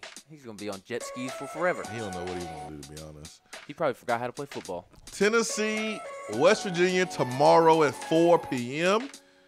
See if this team get a little payback for the Tennessee Volunteer football team who got thrashed to start the college football season. Can the Tennessee basketball team bring it? We'll see. Monday morning, we'll be here to talk about it. Swain Event, fueled by Dead End BBQ. Have a great weekend. Peace and love. We're out.